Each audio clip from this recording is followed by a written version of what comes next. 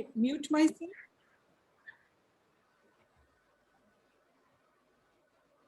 Welcome, Mrs. Mishra, to the webinar.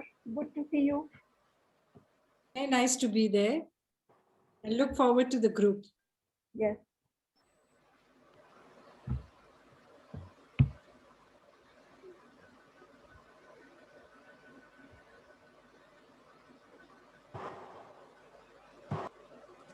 We're just waiting for some of the participants to join. We'll wait for about give them 5 minutes, and then at 3:05 we will start.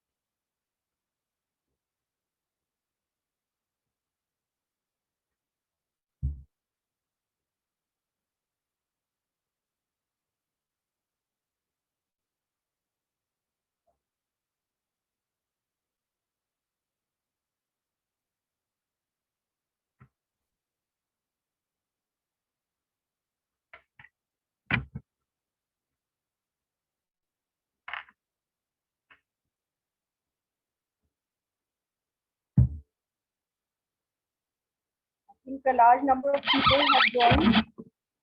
So let me start by wishing everyone a very good afternoon.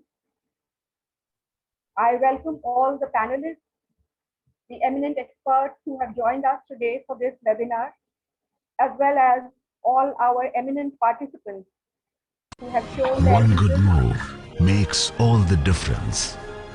The best way to predict future is to create it. Take a move. Create a future. Join Shobhit University. As a young citizen of India, armed with technology, knowledge, and love for my nation, with a vision of transforming India into a developed nation, I'm joining Shobhit University. What about you?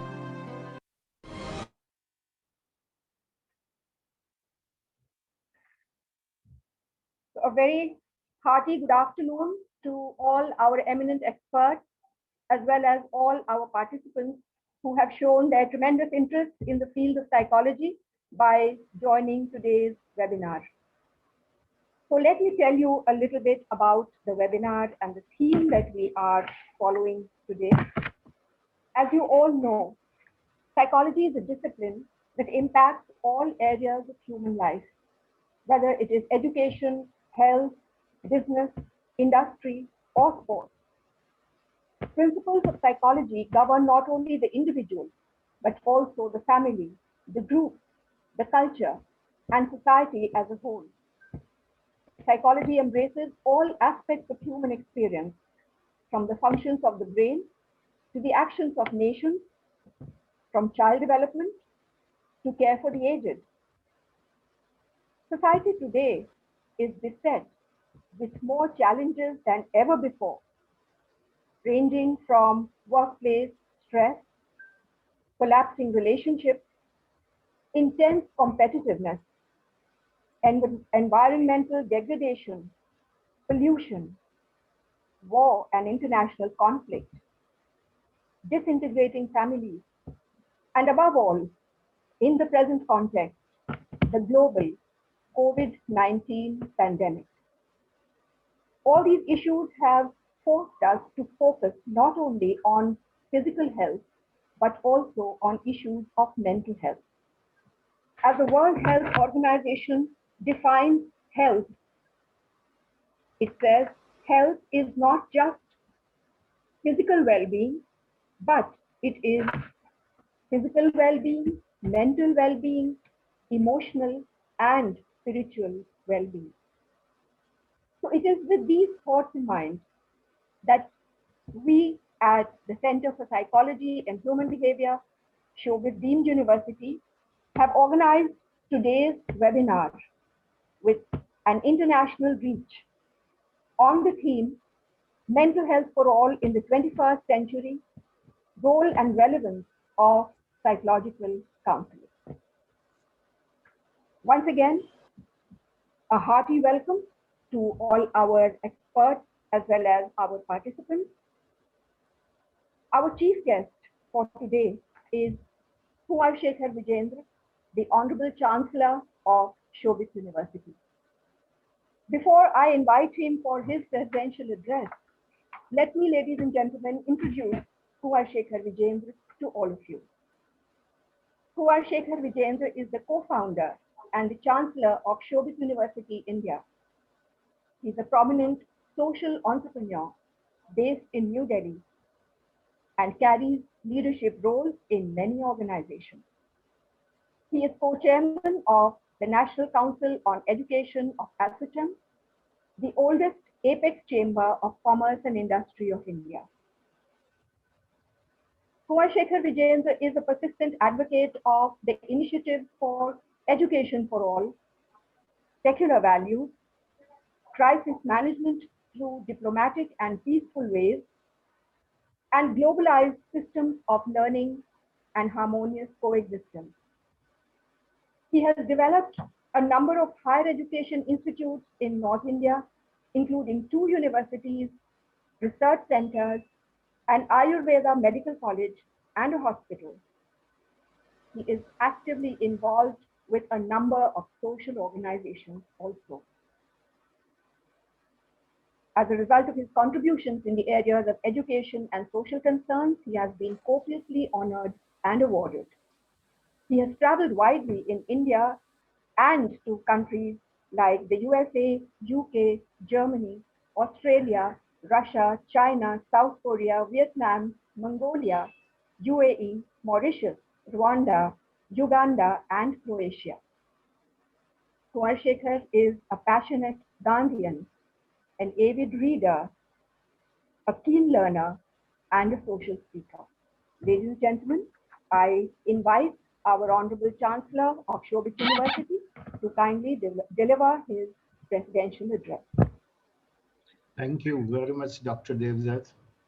It's indeed an honor for me to be with this august gathering of eminent experts in the field of psychology. I'm happy that the Center for Psychology and Human Behavior of Shobhit University decided to organize an international conference in virtual mode on mental health for all in the 21st century, role and relevance of psychological counseling. I'm happy that we have experts not only from India, we have experts from Bangladesh, our neighbor country, as well as from USA. My special thanks to Dr. Bajeerao Patil and Vanshika, because I understand they are in odd hours, early morning, 5:30, 6 a.m.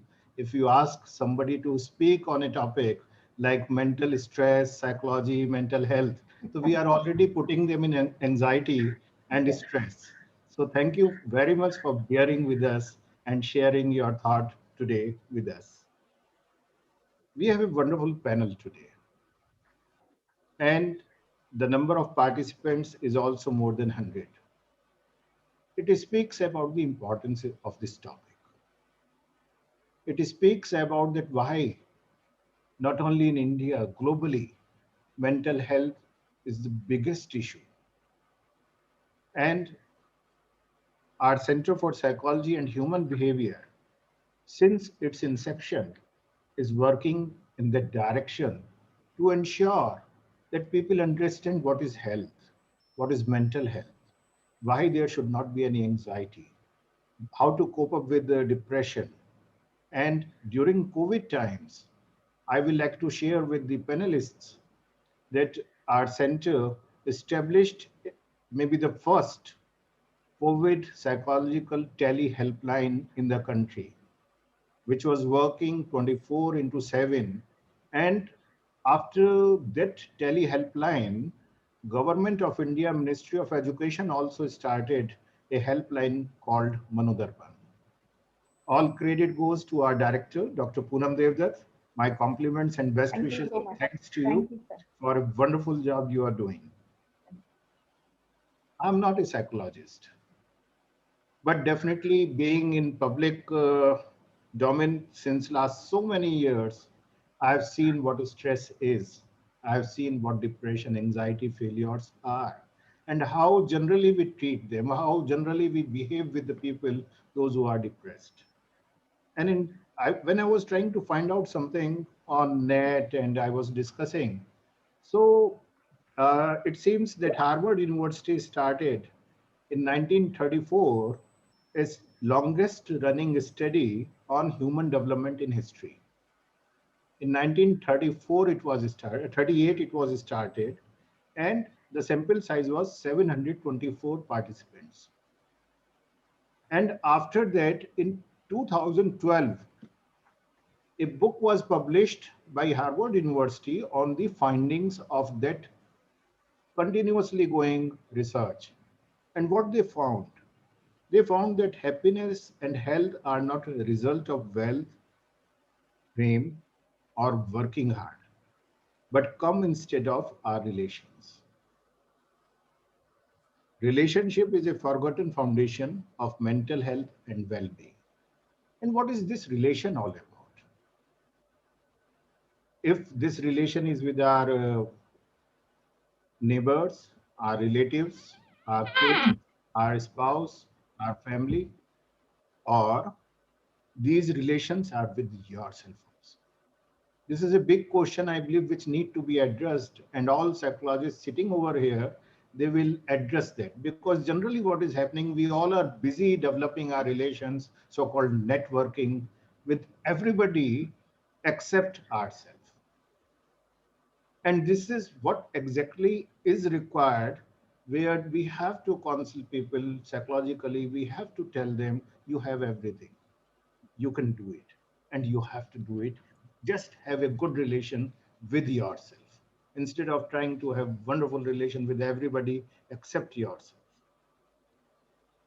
Very alarming data came to my knowledge that mental illness affects 19% of adult population, 46% of teenagers, and 13% of children every year. When this data was shared with me, so I am more worried, especially in India, which is demographically the youngest country. In youngest country, 46% of teenagers are suffering with mental illness, or there is a possibility for them to suffer with mental illness, then it is a very serious issue. And we all have to work in that direction. I'm happy that we have Mrs. Mishra with us, Amita Mishra. She is a principal of a school.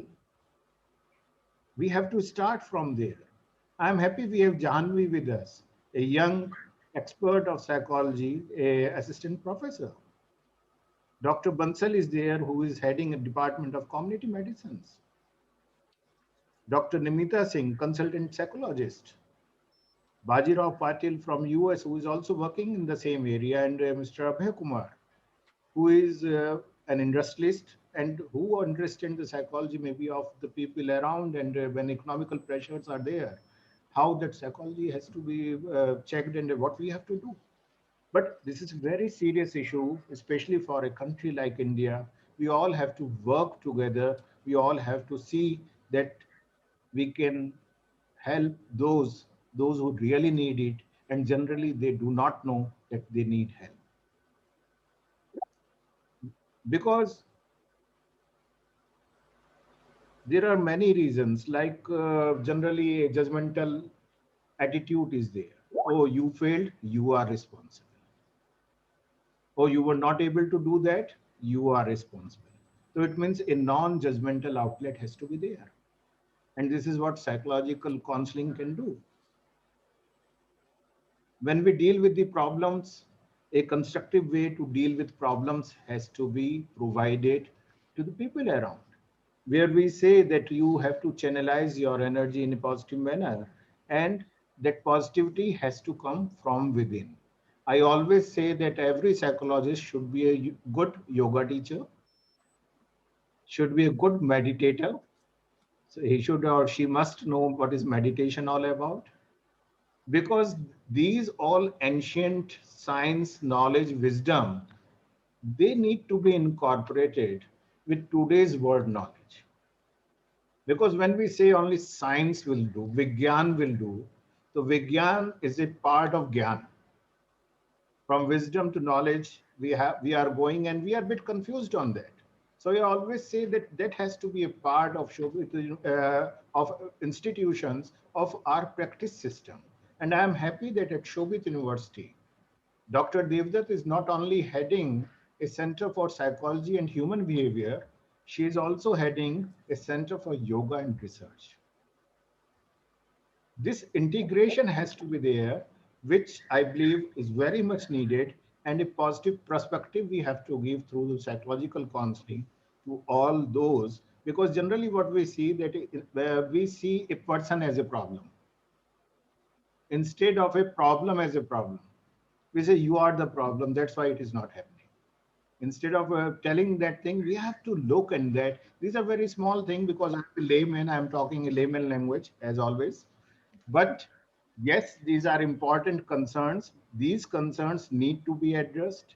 And I am sure that today's discussion will help us to understand, one, this problem more seriously.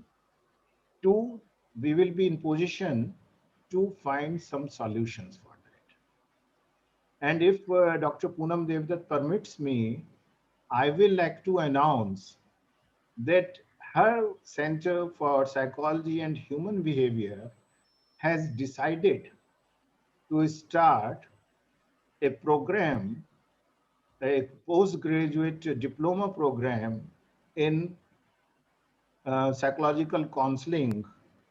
Immediately they will be starting it. And this is a one-year program. I congratulate you, Dr. Poonam Devdutt, for the same. I Thank believe you, sir. the Thank you. need of the hour. In a school, our teachers need it. In universities, our teachers need it. In life, many of the practitioners need it. We all need it. We all need to understand this thing. So thank you very much for this thing. And I believe you can elaborate what it means. One more alarming data is there, which says that mental health workers vary from 2 in 1 lakh population to 70 in 1 lakh population, depending on the high income of low income of the countries. I do not know where exactly we are in India. We are 70 per lakh or 2 per lakh or somewhere in between, but this is a huge gap. Because why I'm telling this thing, that today when we talk about education, when we talk about you have to do this thing and please join this thing, so generally people feel that there is no job opportunity. That part also it addresses. Psychology addresses that part also, and it needs to be considered. And out of around 139 countries, half of the countries, they do not have any policy on mental health, or they do not have any plan or anything well defined on these issues. I'm happy that in India we have. It will be discussed, elaborated. One more thing I would like to mention here, because as Mr. Abhay Kumar is also with us, that due to anxiety and depression, the productivity which is equal to 1 trillion US dollar is globally lost. Global economy loses around $1 trillion opportunities due to anxiety and depression. When our Honorable Prime Minister is talking about to make 5 trillion economy in this country, definitely out of that 1 trillion, we must also be losing something. We all have to work together to ensure that at least we can save that. Thank you very much, Dr. Devdutt. I'm looking forward for a very meaningful, interesting, and result-oriented discussion today.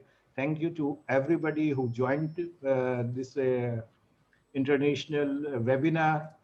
And I'm sure that whatever recommendations will come, they will be helpful not only to the center for enhancing the quality of the programs they are planning to deliver, but it will help all those participants also. And a very good number is there. I can see the number of participants. It is 111 at present, 111. And I believe this is giving you the message that you are the only one. And once we start thinking that way, I'm talking to participants, yes, you have to stand like one. I'm the one. Instead of looking at here and there and being depressed and having anxieties and all those mental issues. So thank you very much. Thank you. Looking forward. Thank you very much. Namaste. Thank you very much, sir. Your words of wisdom and encouragement always motivate us tremendously. And it is with your blessings that we have been able to start this new course in counseling psychology. With that, let us move on to our next speaker for the day. We have with us a person from the medical field, an eminent doctor and professor, as well as an head of department in the Subharti Medical College. I invite Dr. Rahul Bansal for his address to the gathering. But before that, let me apprise you a little with his background. Dr. Rahul Bansal has done his MBBS and then followed by MD in social and preventive medicine from Lala Lajpat Rai Medical College, Meerut, Uttar Pradesh. He joined as assistant professor at Kasturba Medical College, Mangalore in 1990. Since then, he has been teaching in well-known medical institutions for the last 30 years. At present, Dr. Rahul Bansal is professor and head community medicine at the Subharti Medical College. Dr. Bansal has more than 70 published articles in various national and international journals. He was awarded the Commonwealth Fellowship to attend International Short-Term Geriatric Medicine course at the UN Training Center at Malta. He has been awarded the Best Teacher Award by the Himalayan Institute of Jolly Grant, Dehradun. He believes in the principles of holistic health based on the bio-psycho-spiritual model of health, and also runs an NGO, Sattvic Holistic Health. So I invite Dr. Rahul Bansal to kindly deliver his address to the gathering. Namaskar, madam. Am I audible? Yes, Doctor, you're audible. And namaskar to the Honorable Chancellor, sir, who spoke so well, who has made our job very easy as an introduction. And namaskar to all the listeners, all the experts which you have called, not only from India, but all over, I think, different places. I guess I have 10 minutes to do my topic. Yes, ma'am? Yes, Doctor, 10 minutes. All right. First of all, I thank you and the university of thinking about such a grand idea. I think the time has come to the dichotomy which was there.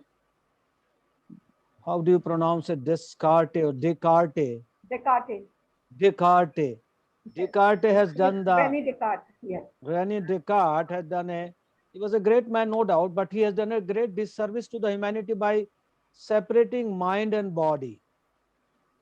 That this is separate, this is separate. I think the time has come to again meet, again have the join. And I am going to give a lot of evidence why doctors need psychologists at every juncture, and why psychologists need to interact with the medical people. The two have to work together. Otherwise, the health is not going to, come up the way they want. Till we work up separately, we are not going to. Am I audible, madam?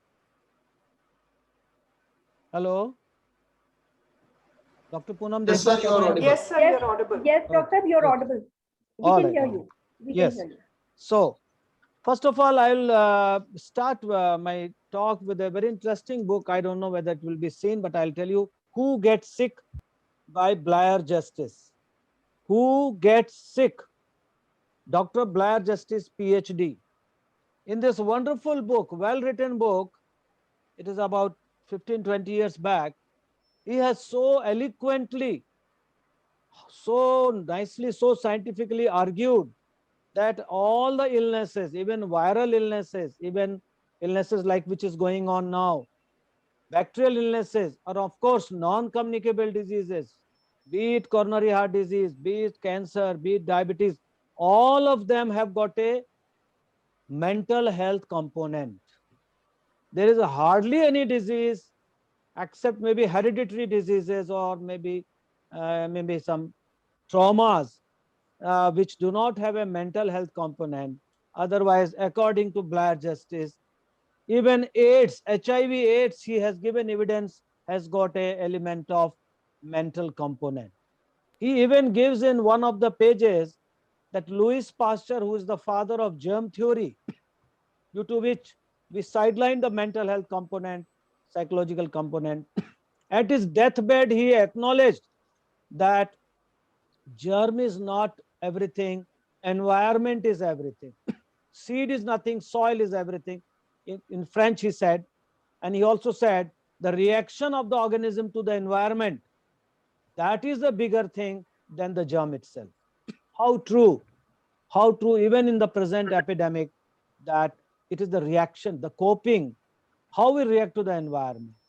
And I would name another pioneer, Angel. He was a very famous physician. He gave a seminal paper, the biopsychosocial model. He was the person who gave the first scientifically written paper to the world that biomedical model is obsolete.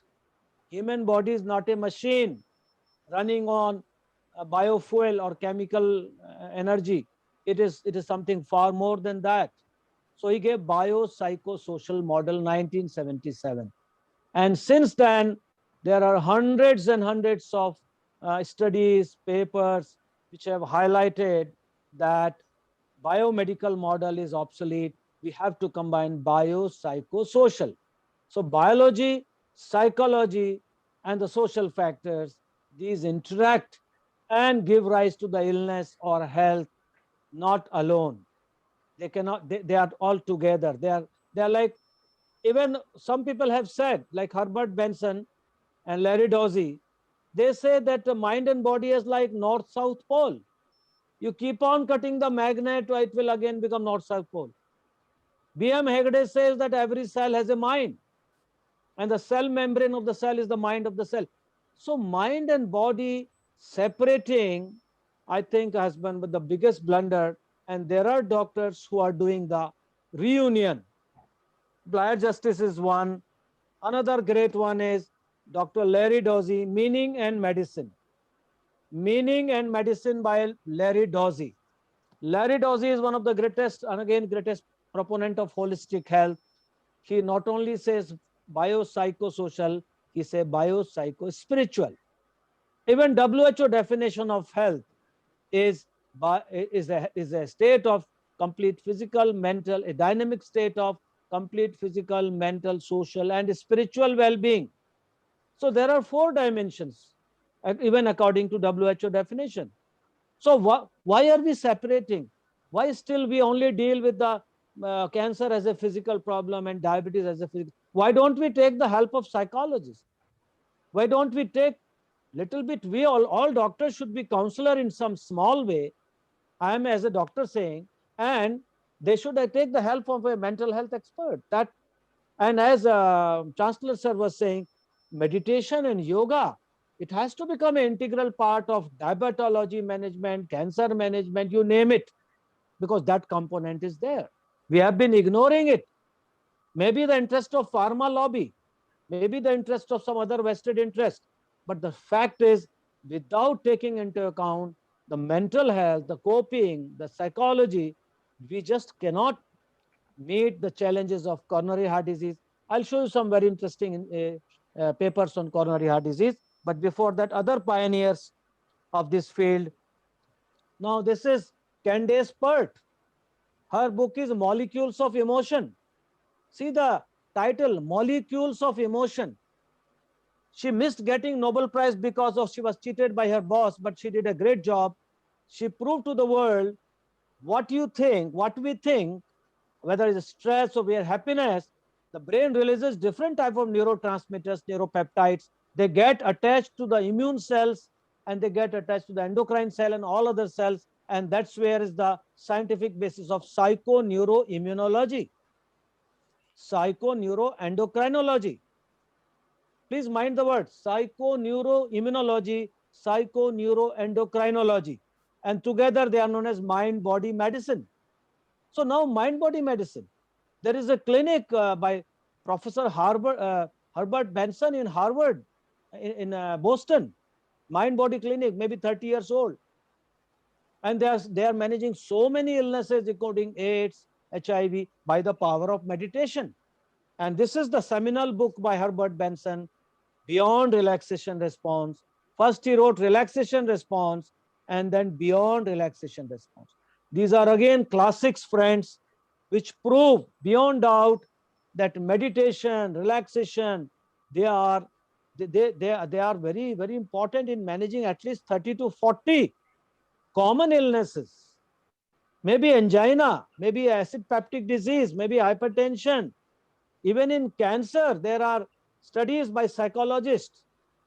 If I remember, I'll tell you the name. Li Shan. Li Shan is the psychologist, friends, who has proved to the world that before a sudden appearance of cancer, there is a history of catastrophe in the family, in the life. Something negative has happened. Some stress has suddenly come. And that becomes one of the factors of flaring up the cancer, which was lurking inside, but not coming. Li Shan. He has written wonderful books on that. So that these are the people. Then we have the great person, Dean Ornish, who proved to the world for the first time that you can reverse the heart disease, reverse heart disease. Please mind the words, reverse heart disease by lifestyle changes. And he is a world famous person now. And the lifestyle changes, friends, it was yoga and vegetarian diet, fully vegetarian diet. And most important, I think, was meditation and social interaction. Regular meditation and social interaction were one of the two components, and he has become a world famous. He's a celebrity among doctors. But he didn't stop at that. He also wrote this book, Love and Survival, where he says, I am not aware of any other factor in medicine, not diet, not smoking, not exercise, not stress, not genetics, not drugs, not surgery, has a greater impact on your quality of life, incidence of illness, and premature death from all causes than the healing power of love and intimacy. Love and intimacy, he says, as Honorable Chancellor Saha was saying, it is the most important part of our this thing. Then we have some research papers. This is the paper written by Dean Ornish on intensive lifestyle changes for reversal of coronary heart disease, published in American Medical JAMA. That is one of the leading journal of the world, where he shows that how, as I told you just now, vegetarian diet, meditation, social interaction. Now, how many of you must have heard type A personality?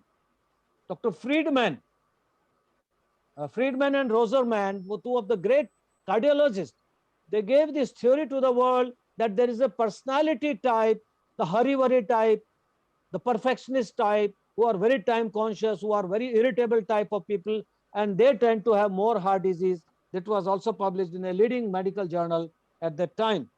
But unfortunately, because of various reasons, their research was ignored and in a way criticized that it is not, but it has been proved again and again. And this is the paper which has come recently. Distrust, rage may be the toxic core that puts type A personality at risk.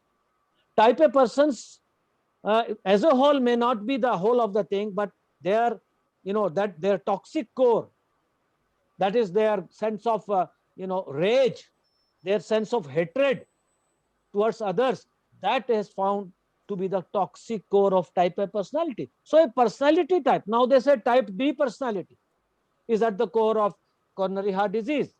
Another paper, social integration and reduced risk of coronary heart disease in women, is a recent paper published in a leading journal.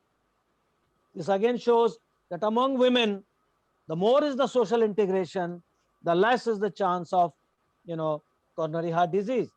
Then meditation and coronary heart disease, a review of current clinical evidence. Again, it says the same thing, that those who meditate regularly, I hope I need not remind that coronary heart disease is the leading cause of death even today, maybe 9 times more than corona deaths world over and even in India. So that is an important problem. Women loneliness and incident coronary heart disease. Again, it's in a leading journal, it says that those people who have loneliness, not loneliness in the mind, not loneliness of a yogi. The yogi's loneliness is wonderful, but the loneliness of not being cared, not being, being ignored by the society, being ignored by loved ones, that has been found. Then there are papers like positive thinking helps heart patients. Positive expectations about recovery may increase the survival. So this is just a glimpse I'm able to give you because of this time is it's very short. But let me tell you, with all what by the blessings of my Gurudev, whatever I have learned in last 30 years, I can say that mind the mind to mind the body, and also vice versa a little bit. So mind and body have to work together. Mind is the big boss. Mind is the player of the orchestra. If body organs are orchestra, if there are different instruments, the master of the orchestra is mind, the thinking, the way we are coping, the way we are interpreting the situation out there. That is the prime factor. And the disease, the physical diseases, they are the secondary factor. So we need mental health experts. Not only that, all doctors, whatever stream they also should be oriented to mental health, because mental health people alone cannot manage this enormous stream of patients. So every doctor has to be a little bit of mental health expert by getting coaching from people like Poonam Devdutt madam and others. And every mental health expert also should be in touch with a doctor, because both the things are interconnected and mind is the boss. And as B.M. Hegde says, where is mind? Modern research says don't mind. But I say that we have to mind the mind. And that is where the role of yoga, meditation, and of course, biopsychosocial model is evolving now into biopsychospiritual model. Because without spirituality, when mental health at its level, it stops. It stops. So we have to go beyond even, and we need biopsychospiritual model. And there is a lot of work in biopsychospiritual model also. I think, madam, my time is up, if I'm rightly counting. Yeah. Shall I stop now? Yes, with great reluctance, Dr. Rahul Bansal, because what you have been telling us has been so valuable. You have made us aware of this enormous connection between the mind and body, and the slogan that you've given us, mind the mind to mind the body. I think we can all remember that. And Thank you so much. I think you have also emphasized the importance of interdisciplinary cooperation. Yes, definitely. So, a mental health expert, working in tandem with physical health doctors and other experts. So thank you so much for sharing this Thank vital you. Thank you. perspective. Thank you, Dr. Rahul. Thank you for giving me the opportunity. Thank you. Thank you. So participants, we move on to our next speaker. And our next speaker is Dr. Ashok Kumar Saha from Dhaka, Bangladesh. So let me give you a little bit of a background about Dr. Saha. Dr. Ashok Kumar Saha is currently working as professor at the Department of Psychology, Jagannath University, and he's ex-chairman of the same department. Jagannath University is in Dhaka, Bangladesh. He has also worked as proctor of the Jagannath University. Dr. Saha did his BSc honors in 1987 and his MSc from the Department of Psychology at Rajshahi University. Thereafter, he was awarded his PhD degree in psychology from the Center for Advanced Study in Psychology, Allahabad University. And so that means we share the same alma mater, that is the University of Allahabad. Dr. Saha is internationally known and an accomplished teacher, researcher, educationist, as well as a development worker. He has published over 55 research articles. He's a reviewer for different national and international journals. He has written several books. He has published several chapters in major volumes, and he has presented over 30 research papers in different conferences. Dr. Saha has also worked with organizations like the World Bank, the UNDP, the WHO, ActionAid, etc. He has consultative experience with several organizations, both in Bangladesh and abroad. And he was also editor-in-chief, Jagannath University Journal of Psychology. So welcome, Dr. Saha. It's a pleasure to have you.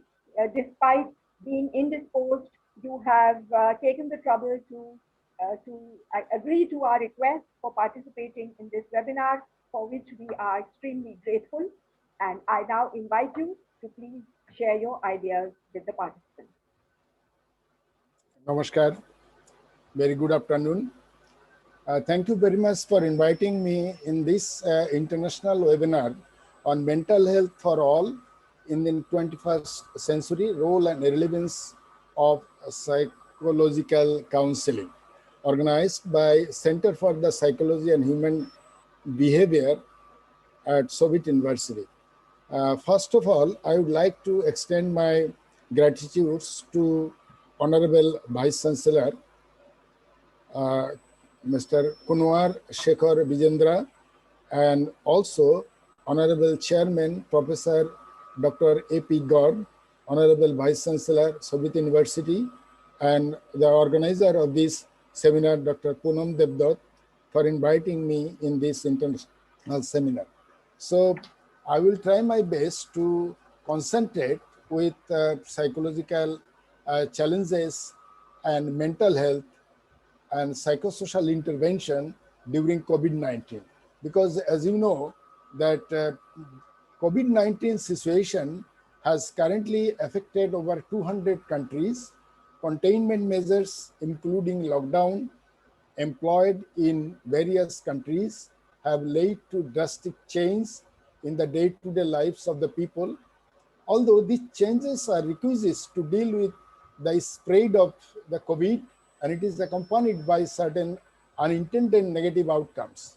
So psychologists and others have mental health professionals, particularly mental health professionals, play an important role to curb the consequences of the lockdown on mental well-being. Certainly, important areas that our psychologists need to be considered while providing interventions are discussed a different way. First of all, I would like to say that every family, we have certain challenges to meet every day, because the COVID-19 lockdown is an opportunity for families also to strengthen family bonds. But studies reveal that during this time, there is an upgrade and increased number of domestic violence cases in many families. So lack of personal space in the family and boredom is a major cause of such violence in the family. So even as a homemaker, most of the family members have shortage of foods and shortage of necessary things. So that is also another kind of mental health causes of mental health problem of many people. And we also have some problem of time management problem, because we as a human being nowadays living at home most of the time, so we have no plan to manage our time. We have enough time to sleep, we have enough time to do so many other things, so we don't have any actually particular plan for that, how we can manage our time properly. So that is another lack or challenges of psychological problem in the family. So there is a lot of anxiety and stigma in our society and family members as well. So ignoring individuals with substance use disorder. In many families, there are a lot of peoples having substance use disorders are living, but in this time, they do not have they do not have ability to collect the substance whenever they used to need it. But during this time, they are looking for alternative things as the substance, that is, which is very much dangerous for their health hazards. So mental health and psychosocial consideration is a public health emergency nowadays and an international concern. And if you look, mental health of psychosocial well-being in different target groups during the outbreak of COVID-19 are well discussed and by World Health Organization. Particularly, they have suggested several things like be empathetic to all those who are affected by COVID-19. In and from any country, people who are affected by COVID-19 have not done anything wrong, and they deserve our support, compassion, and kindness. So in overall situation, we have to be very much sympathetic to the people, those who are COVID affected. So do not refer to people with the disease as COVID-19 cases. That means those who are victims. We should not refer anyone to them, because they are mentally is not stable. They are not physically stable. They are having a lot of depression, post-COVID depression. So we should not refer general people to the COVID-affected families. So minimize watching, reading, and listening to news about COVID-19 that causes you to feel anxious and distressed. Many of the time, we are very much eager to know different messages from different sources. So we should not depend on every source of messages. We should depend on the particular, which is very authentic news. Those who will give you appropriate news to upgrade your knowledge or upgrade yourself. So that is very important, I think. And protect yourself to be supporting to others. Assisting others to their time of need can benefit both the person receiving support and the helper. We should help all the time to other people, those who need actually help. Because during this time, if we help each other, that is a kind of things which is expected from the society. Find opportunities to amplify positive and hopeful stories and positive images of local people who have experienced COVID-19. For example, stories of people who have recovered or who have supported a loved one or willing to share their experiences. So in that case, it will also increase the self-esteem of the mass people or the community people to fight the COVID-19. So honor those who are the carers and healthcare workers, those who are supporting people affected with COVID-19 in our community, particularly in the hospital or in the community, those who are serving them. So we have to show our dignity we have to show our honor, we have to show our respect for them. So managing your mental health and psychosocial well-being during this time is an important, and managing your physical health as well. So whenever we are staying at home, we have to be very careful about taking food. We should not take much carbohydrate. We should not take much fat. We should not take much sugar. So we have to be very careful about taking food, as well as we have to do some physical exercise as well. And particularly, we have to give time for our kids, those who are under 16. Particularly, we have to involve them in gardening or writing creative things, or we can involve them in extracurricular activities other than their teaching, because they are also very much disturbed in their mind because of their holidays, long holidays they are passing with their family members. So we, as a parents, we have to give time for them. We should not send them other relatives' house. We should keep them with the parents. That is very important for us, I think. And take care of yourself at this time. Try and use helpful coping strategies such as ensuring sufficient rest and respite during work or between shifts. Eat sufficient and healthy foods, engage in physical activity, and stay in contact with the families and friends. Because unless if we can contact with the relatives, those who are staying far from your house, so we do not have any scope. But still, we have a lot of scope nowadays to maintain the relationship through internet using a different mode of internet. So there are many ways we can share messages with them, and we can share our experiences with them. So know how to provide support to people who are affected by COVID, and know how to link them with available resources. And not only we have to help them providing appropriate messages, appropriate informations. This is especially important for those who require mental health and psychosocial support.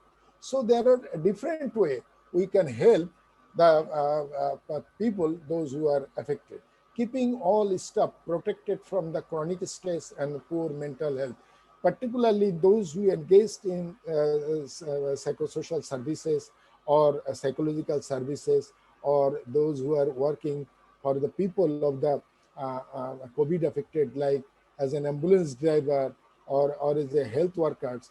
We should give them proper health information, and so that they will improve their capacity to cope with that situation and to cope with the environment and to adjust with that new situation. So ensure good quality communication and accurate information that updates provide to our staff, rotate workers, and higher stress or low stress functions. So ensure staffs are aware how they can access mental health. That we should know that where we can get mental health or support, or where we can get some medical health support.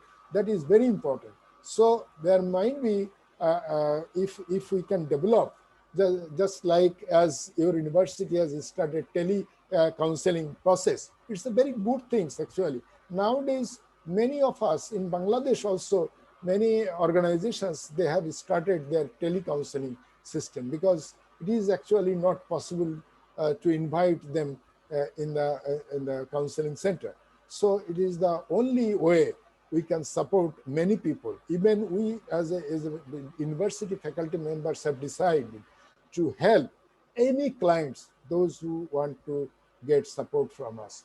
And we have our online platform, and we have our telephonic conversation. We are providing counseling for our student, particularly student, because as you know, every university has a lot of students to those who need some psychological supports time to time. And managing urgent mental health and neurological complaints. There are many patients is staying in many houses with some psychological problems, neurological problems. So we should ensure those medicines, but for those patients, particularly psychiatric medicines, because during this pandemic situation, if we do not get the medicine, if it is not easily accessible, then the situation can be deteriorated, or the patient situation can be vulnerable in this situation. And we also need to know from where we can get emergency support, particularly if you when this pandemic situation started. I have seen no senior doctors are available in their chambers. Even they are not available in their telephone also. So patients are very much vulnerable during that time in the hospital. So later on, the government is giving some support, alternative support, by appointing a new doctors, a huge number of doctors to protect the patients. Ensure availability of essential and generic psychotropic medicines at all levels of healthcare, because to keep them fit, this psychiatric medicine is very important. Help children to find positive way to express feelings such as fear and sadness, because in this time, during this time, the children become very much annoyed, feel annoyed. They are talking too much. Sometimes they are making noise, and they don't know how to keep patience during this situation. And we also need to maintain a familiar routine, which is healthy routines, because if we do not maintain a healthy routine, it will create problem for other family members as well. And we should take care for our older adults, especially in isolation, those with cognitive decline, dementia, and may become more anxious, angry, stressed, hesitate, and withdraw during the outbreak while in the quarantine. During the quarantine, maybe people feel some kind of psychological problems. So we should give support for them as well. So if we just discuss, we can discuss many of these things but I should give some, I think, suggestions that what we can do in this situation. Particularly, the government is doing at their own level, as well as the private sector, particularly non-government organizations. NGOs are also doing the self-help intervention program in many places. And we also need to educate our people, to aware them, particularly psychological, what are the psychological impact and reactions to such trauma, and launch a specific website.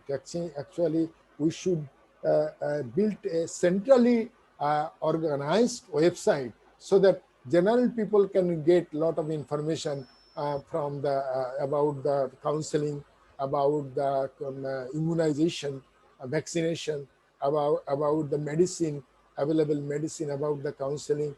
So all these things should be have a ready-made reference, like a particular website.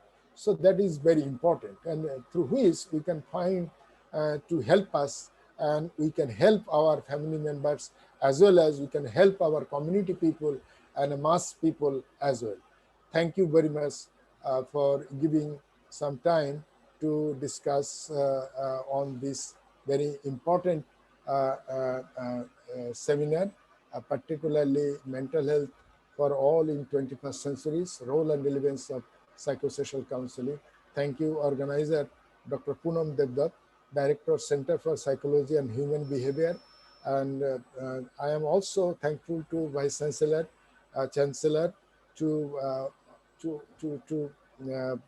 inaugurate or to declare that you are going to start a diploma in counseling psychology. This is very important, because nowadays in many universities are thinking about this applied knowledge, so that we can help the professionals as well as seekers, health seekers as well. So it will definitely, the whole program will be flourished in future, and it will be, many people will be will be under this umbrella. Thank you very much.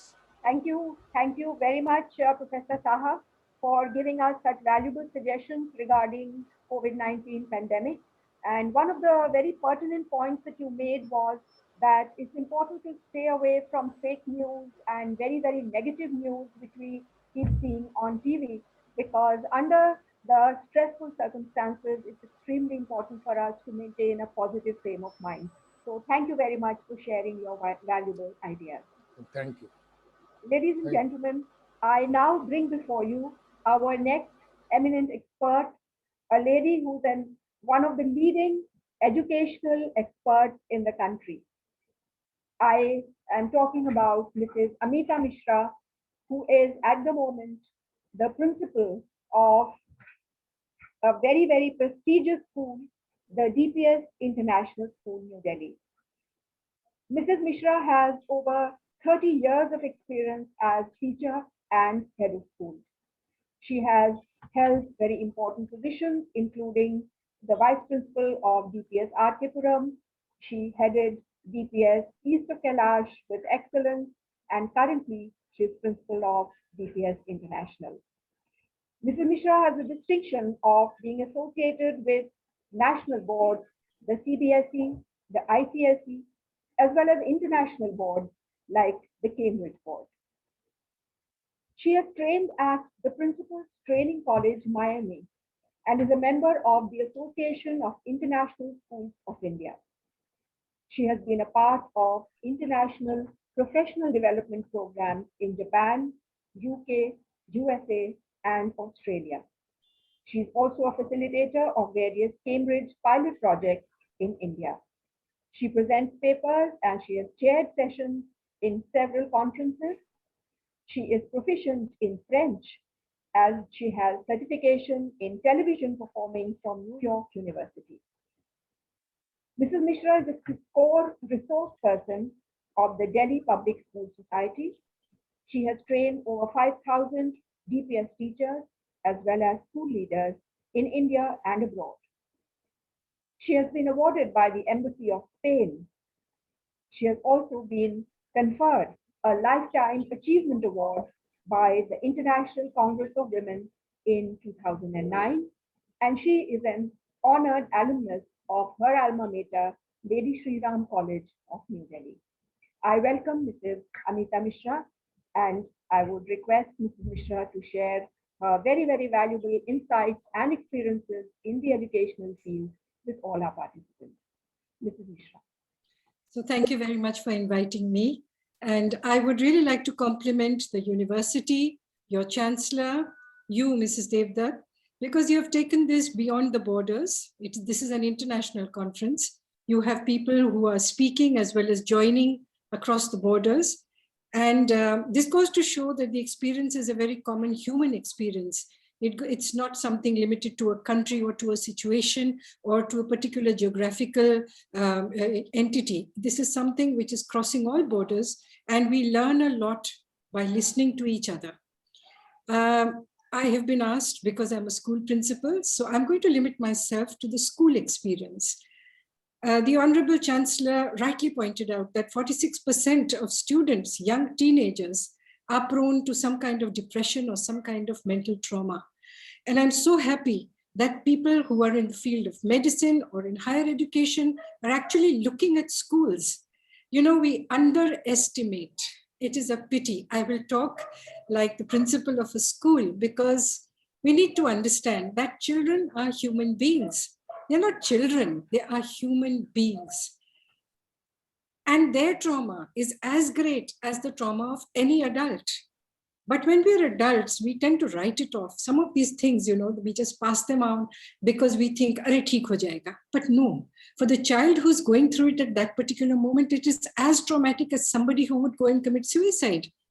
Therefore, we need to understand the child. So perhaps I'm passionate about it, which is why I have accepted your invitation, and thank you for remembering me. So I would like to focus on specifically a school. Now let's understand that a school is a microcosm of society. A school is not just a building where you're sending children for knowledge. Please look very carefully at the close interaction between a student. Who is a student? A student is a product of a family. And what is that family? That family has we see the interplay of different personalities within a family. There are gender dimensions, the dynamics of a family. Then what is a family? A family is a component that comprises society. So what is society? Which society, which social level do those people belong to? What is true for me is not true for you. What is true for one city is not true for another. What is true for the rural area is not relevant for the urban area. What is true for one pocket of the urban area is not relevant for another pocket. And imagine what we dismiss, what society dismisses as a school teacher is actually a person who has to have such a deep understanding of society. And we underestimate the role of a teacher.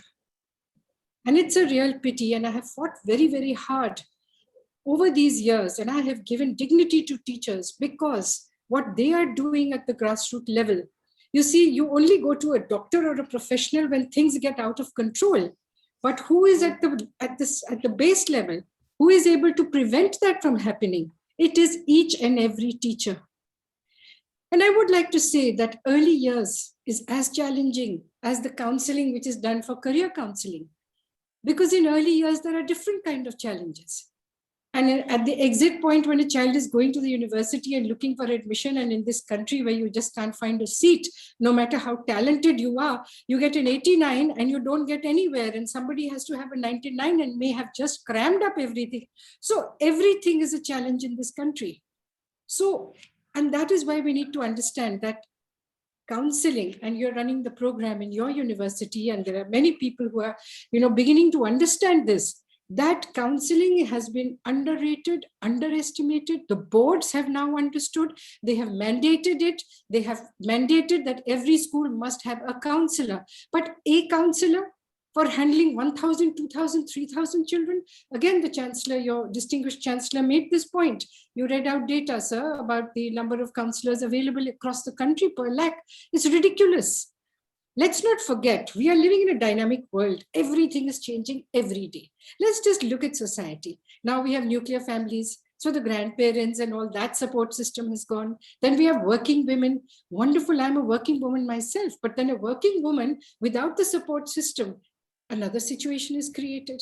Then you have single parents. Women are working. They don't want to be victims of a patriarchal setup. And so they break out of marriage. It's a fact. We have single parents, largely mothers who are bringing up the children. What about the situation created in their households? What is the role modeling for a young boy? What is the situation, what about the physical safety of a child within a household?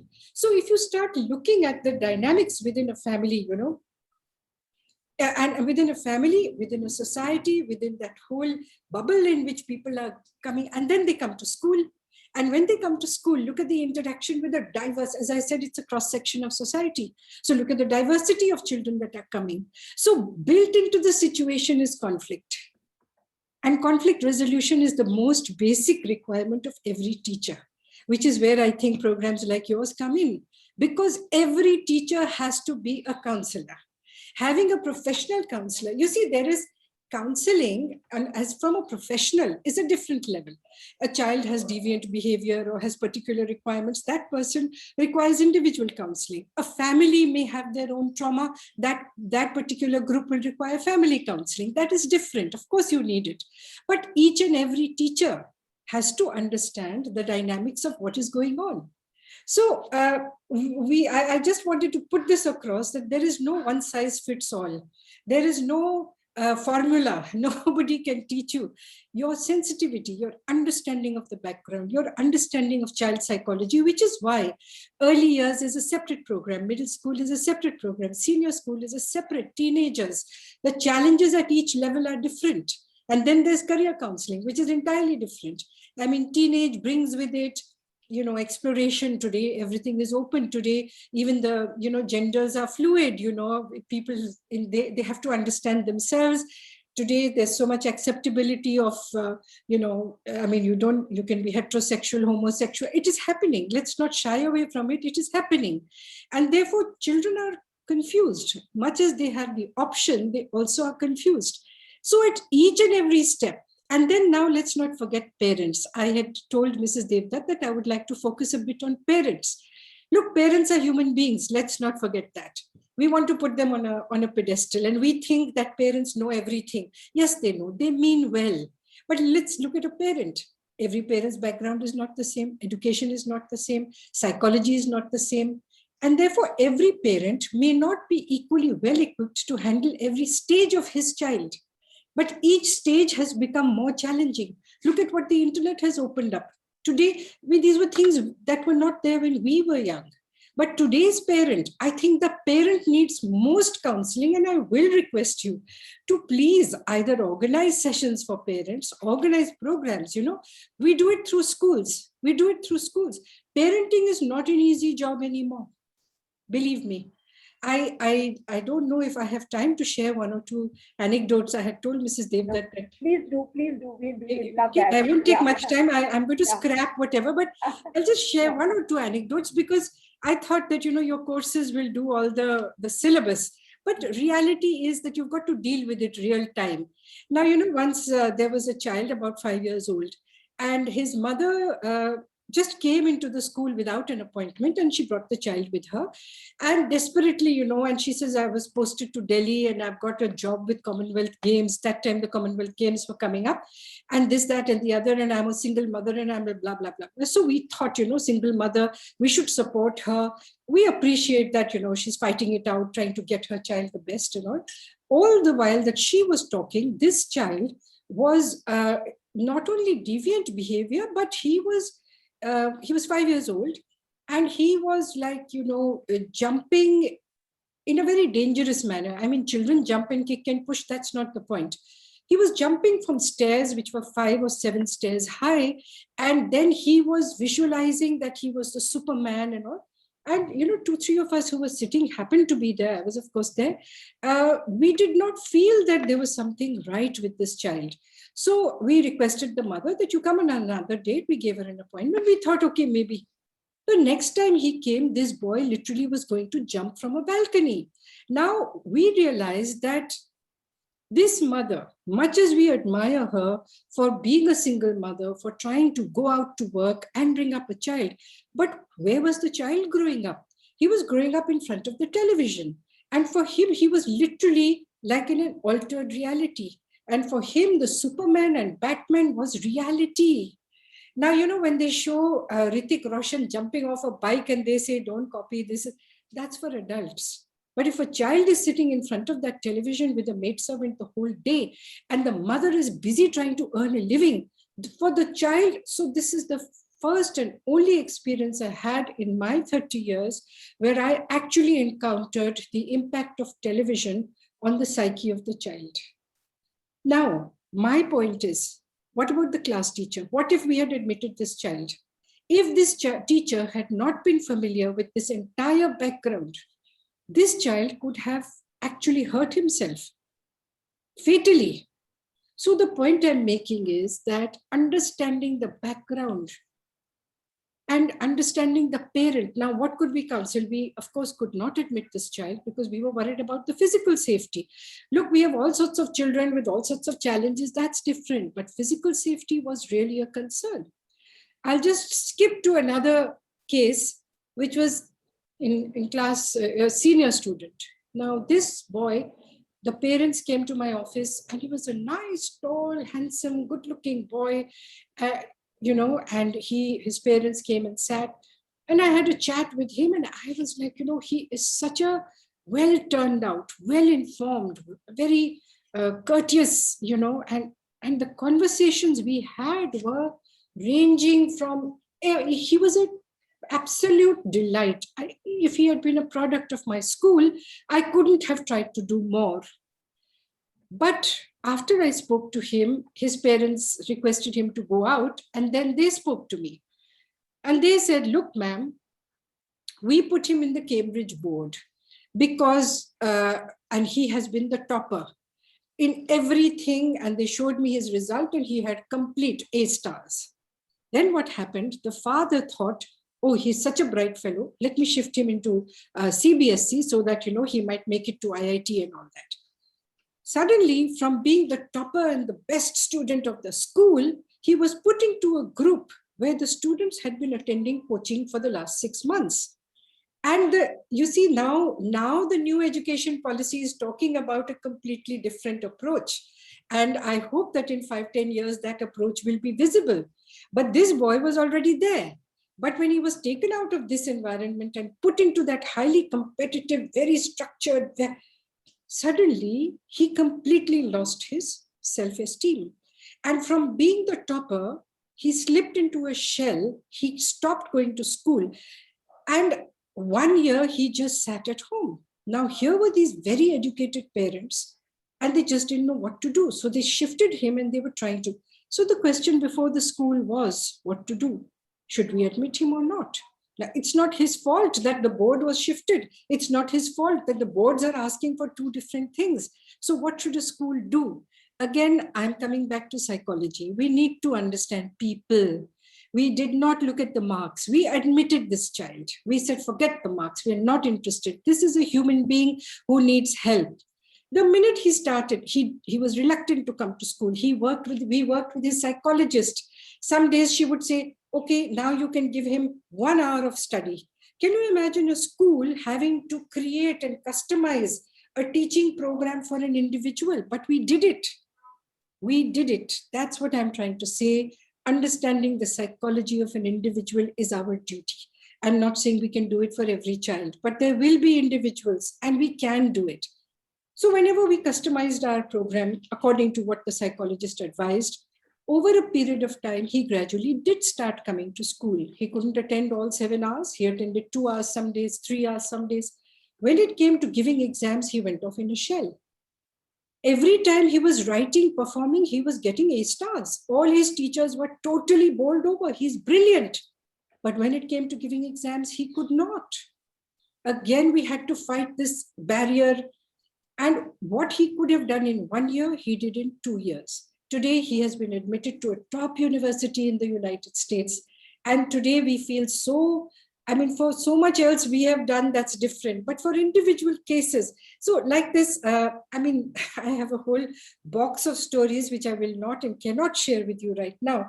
But I would simply also like to tell you that where these are problem cases, there are also very good parents, interesting parents, because, these visually challenged boys, Divakar, who has been I'm sure you've seen him on a lot of music programs. He was the winner of Saregama and he's been winner. He was visually challenged, and so was another boy, Karthik. Karthik has been awarded by the Queen of England as a young leader. These two boys came to us in class 1. The empathy. So your Honorable Chancellor, right in the beginning, you said that you have to be a good human being to be a good whatever. And I would go back to that. Empathy, but these are natural emotions.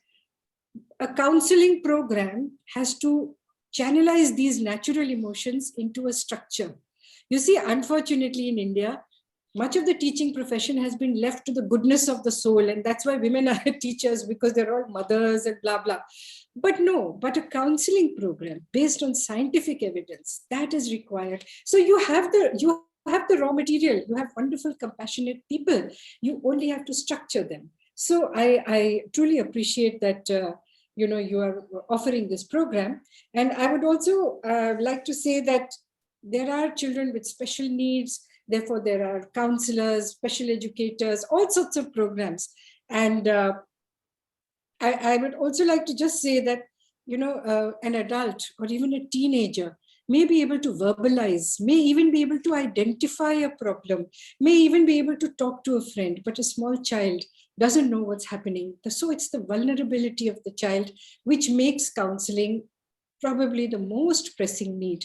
I understand that it's needed in industry, it's needed in medicine. I understand everything is equally important. But being a school principal, I would say that this is the most vulnerable age. And I'm looking forward to a lot of people. And I hope it has been useful for young students or teachers, who are watching or listening to the program, because it's the need of the hour. Thank you so much for having me. I hope I haven't overstepped my time. No, it's been a very, very fruitful talk, and thank you so much for highlighting certain issues that we as psychologists also feel very strongly about. And you have spoken about a wide array of topics.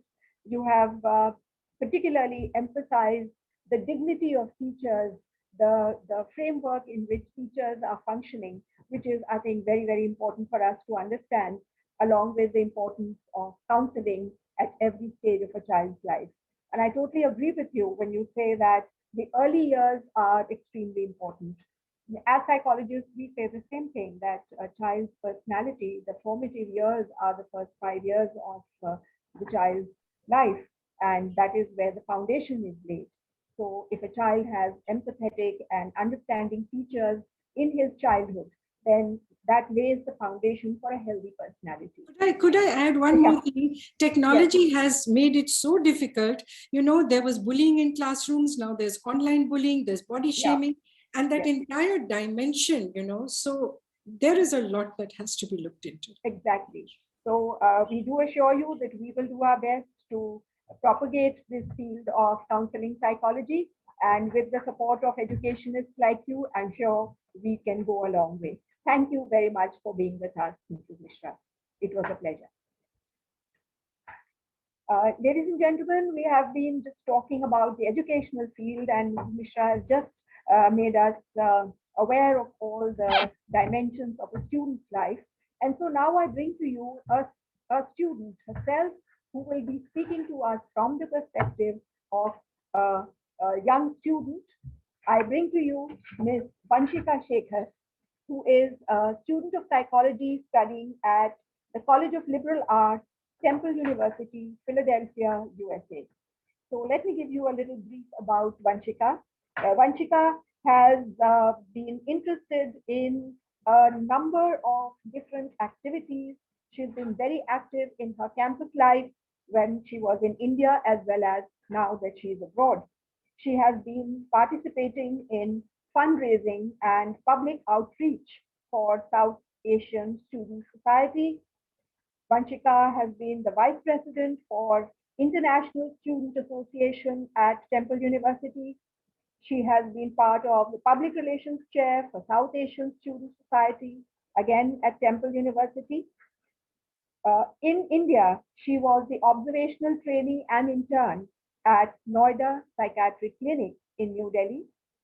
She's been the Director of Communication for International Student Association at Temple, and she has also been the founder of the Social Empowerment Club.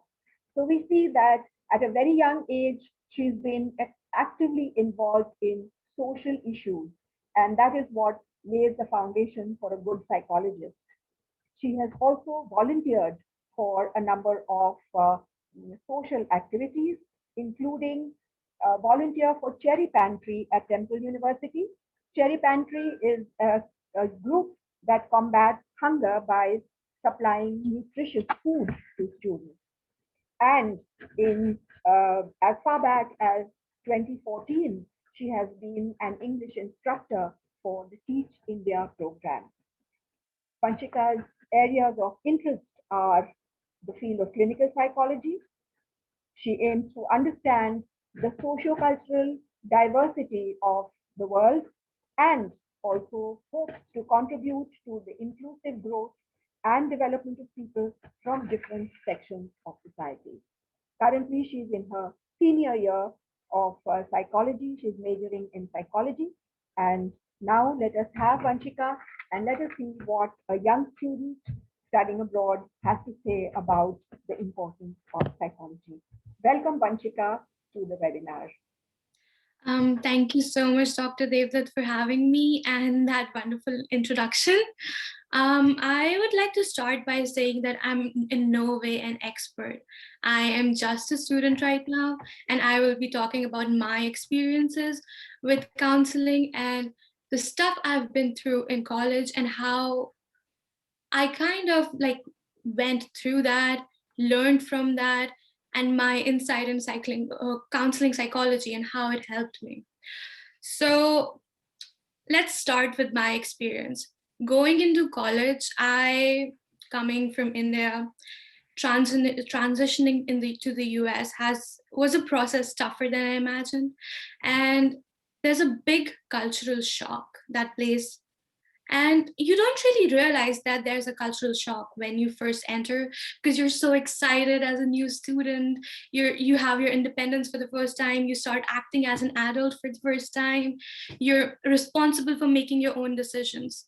But slowly for me, what happened was like, I noticed changes in my behavior, and I noticed that I wasn't really interested in stuff I was before.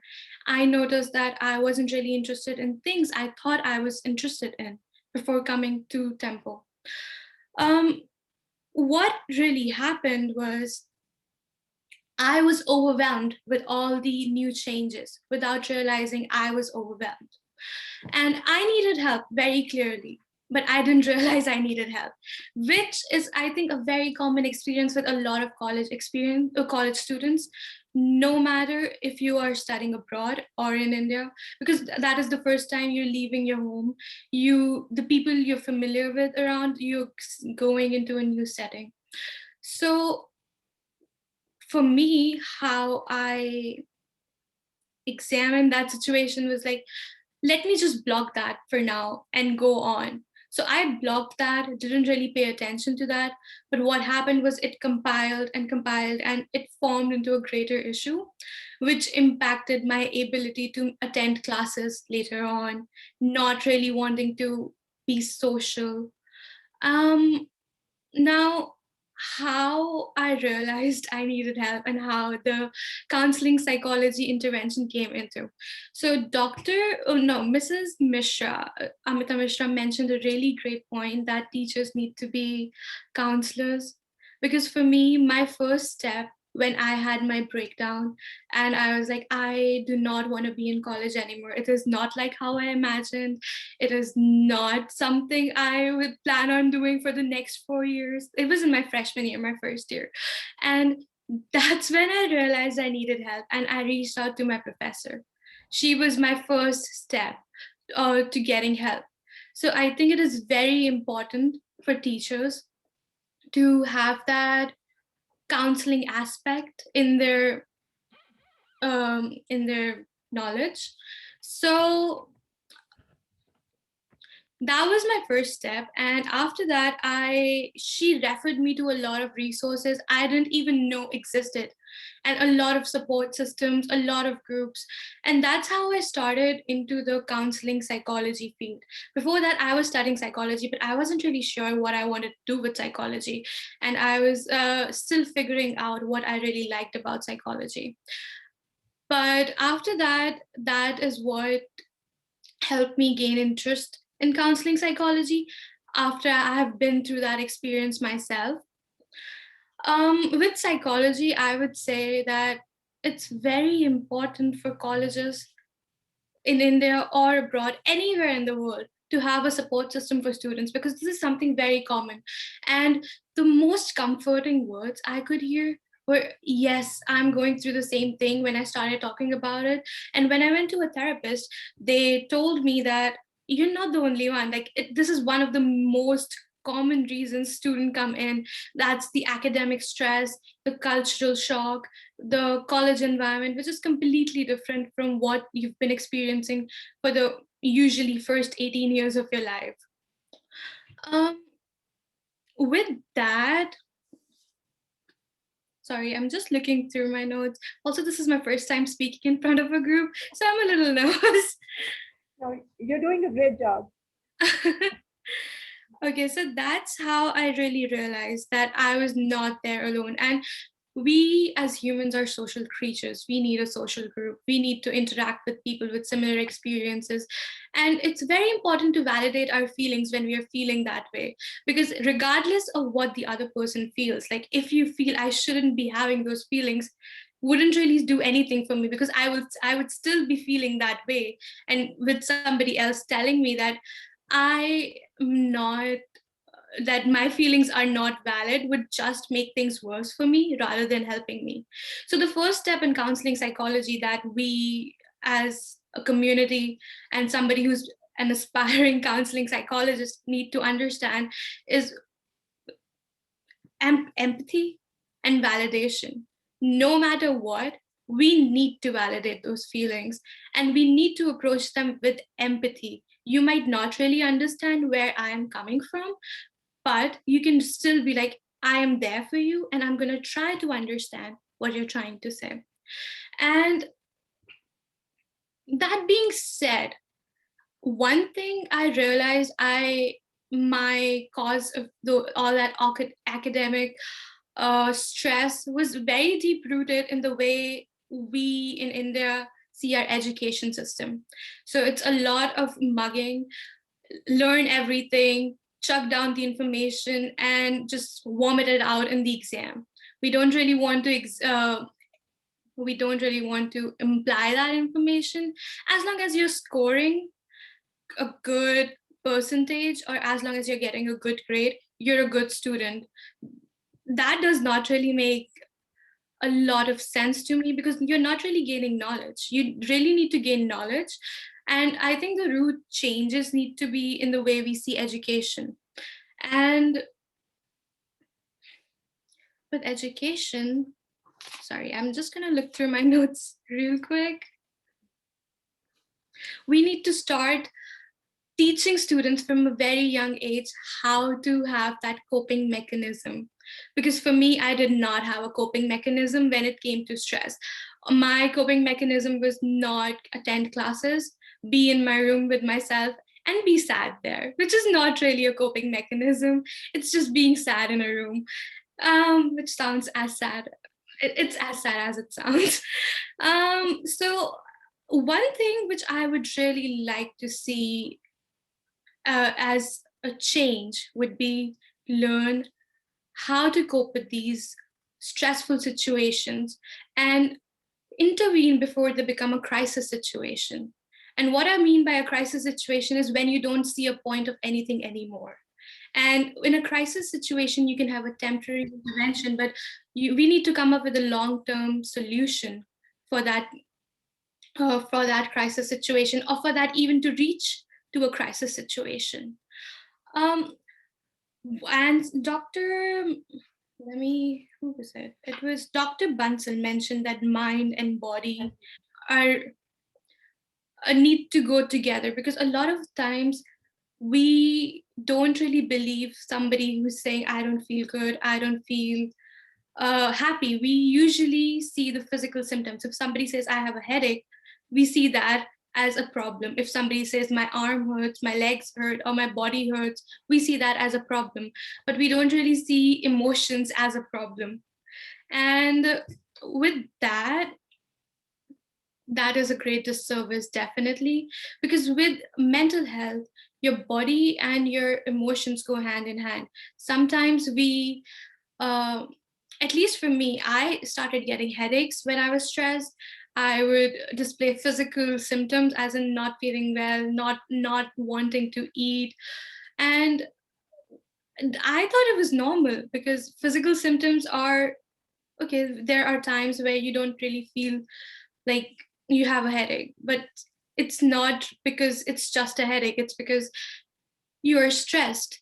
You're stressed because you are in college where it's very different and you're not aware how to handle that freedom, how to navigate that freedom.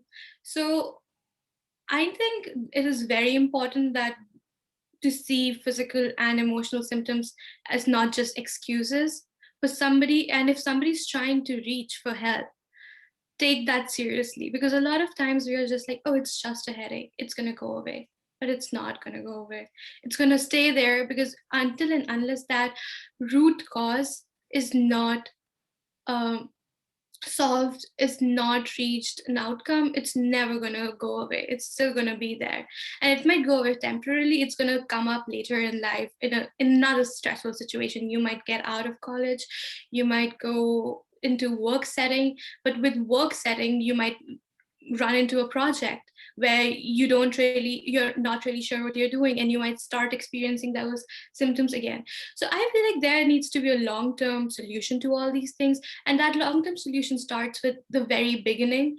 As kids, we need to start learning about the importance of mental health and about the importance of coping mechanisms and how grades aren't everything. I know it's easier said than done, because a lot of our education systems around the world are based on how much well you scored, and that's how they're going to determine what kind of program you're allowed to admit to, or what kind. Even in class 12 in CBSE, if you don't score this enough, you cannot take science. If you're not scoring this much, you cannot take commerce, or you're just going to be an art student, regardless of if it was a choice or it was by grades. It's something we need to start like learning, that scores aren't everything, which causes a lot of, for me, I had a phobia of scores, and I had a phobia of generalized testing.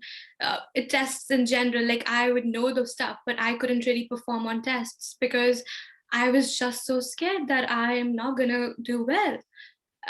Because I've been told for a very long time that you need to score, to be a good student, you need to score this much. And that added a lot of undue pressure. And I wasn't really learning anything. I was just mugging and memorizing everything, but not really having any real knowledge of anything. With that being said, Dr. Saha also mentioned that lack of personal space, which is a very important thing we as kids don't usually get, especially in Indian households, because we are a family system. We are in a family system, in a family dynamics where people think it's okay as long as it's your children. It's like you don't really have anything personal going on. It's like you have to put everything out there and let everybody know what's happening with yourself, but it's not true. Like there are stuffs you can't really talk to somebody about because you don't really trust that person well enough. And it can be your parents as well, because we approach everything with judgment, and we as a society are very judgmental. So even if we approach, even if we're told that that you can trust me or it's okay to trust me, we don't want to be judged.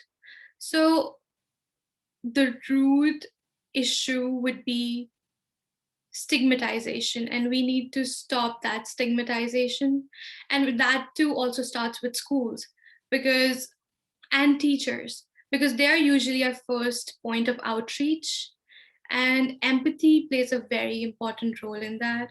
For me, it was always my professors I first reached out to, and they were the first ones who directed me to the correct resources.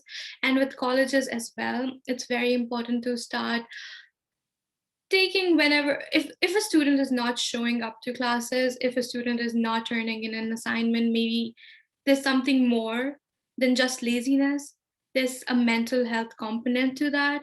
And you can't really judge everybody's situation, as Dr. Saha said, that everybody is in a different situation. You can't really judge everybody's situation on one basis. So we need to help and provide customized care, and not see everybody as equal in a sense of the environment they're coming from, the upbringing they have. So, Vanshika, can I ask you a question? Yes, go ahead. Like you went through a difficult phase. What was the reaction of your co-students? Did they give you any support, or was it only your teacher who managed to help you? So initially, I was very, very secretive about it. I didn't really want my friends to know. I didn't really want my family to know what's happening with me, because I was like, I don't know if I can trust them well enough.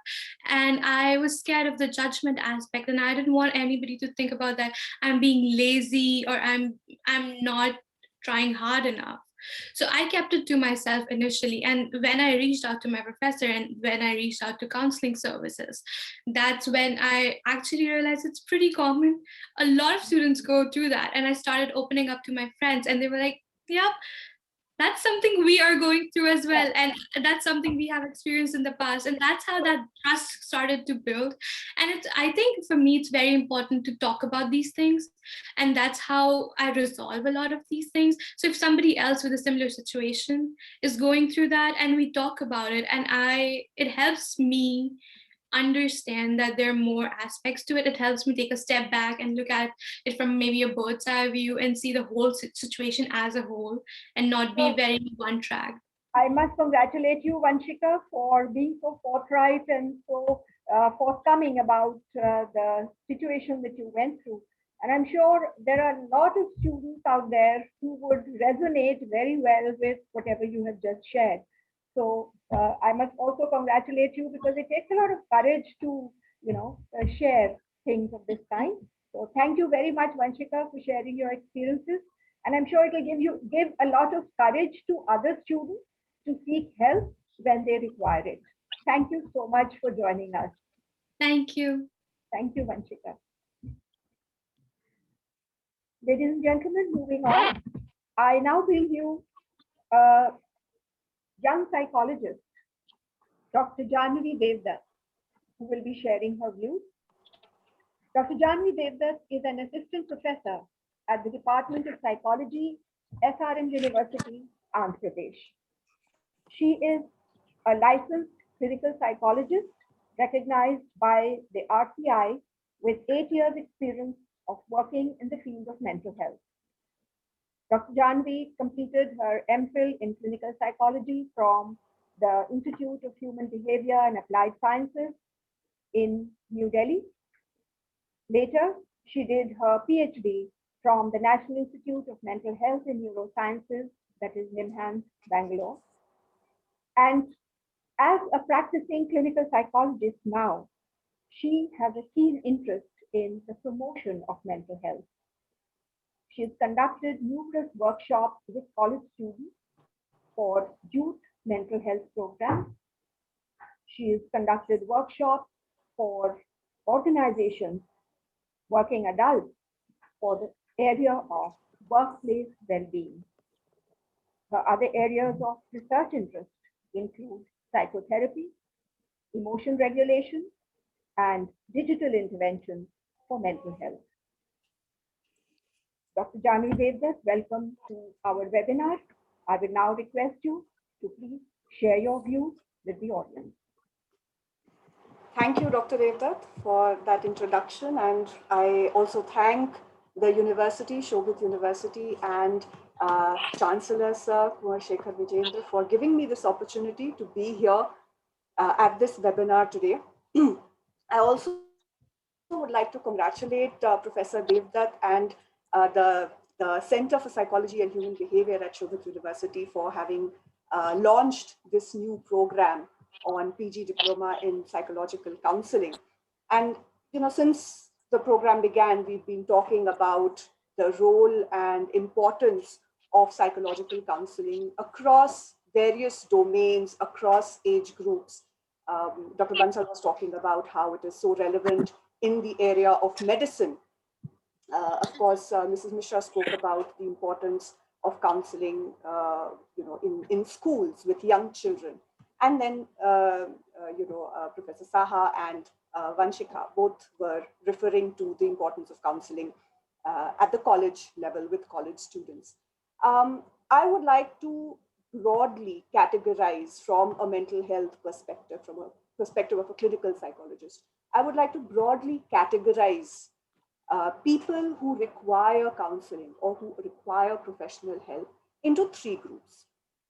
One group is a group of people who have a diagnosable mental illness, such as depression, such as anxiety, more severe kinds of mental health problems like OCD, bipolar affective disorder, and so on. So these people naturally have a mental disorder, and therefore they require treatment, they require professional help. The second group of people are those who are undergoing distress, but they do not have a psychological diagnosis or a mental health or a mental disorder per se at this point of time. So a lot of that group of people would be the kind that Vanshika was referring to, that particularly in the young college-going population, we see many young students who are extremely stressed out, who are distressed, but needn't necessarily have clear-cut symptoms of a disorder, may not fall into cannot be labeled as having a disorder, but these stressors and this kind of distress and problems that they encounter are silent and hidden burdens, because they do impact their functioning, both academic as well as their other areas of functioning, like social functioning, interpersonal aspects, their own personal aspects, and so on. The third category of people, which perhaps is the largest category of people, one of the most important, but the most ignored category of people. And that category of people includes those who have no mental disorder, who have no psychological distress, and in fact may be functioning perfectly well and doing well at whatever they are pursuing in life. Now, one might think, why does this group of people need to see a counselor? What good can come out of that? And the answer to that question is that they do not need to see a counselor. They want to see a counselor because they want to be better at what they are doing. So consider this. We all, we do not just take care of our health when we are sick. We don't just go to a doctor or do things when we are unwell for our physical health. Even when we are perfectly fine, we are physically fit, we still continue to take care of our health, continue to engage in efforts that will maintain that level of physical fitness. So we eat well, we sleep well, we exercise regularly, so that we avoid doing harm to our body. In a similar way, mental health is equally important. So we do not need to go to a counselor or a mental health professional only when we are stressed out or only when we are really down in the dumps and don't know how to come out of it. But we can seek professional help, we can see a counselor because we want to maintain our level of functioning at this point of time, or because we want to do even better.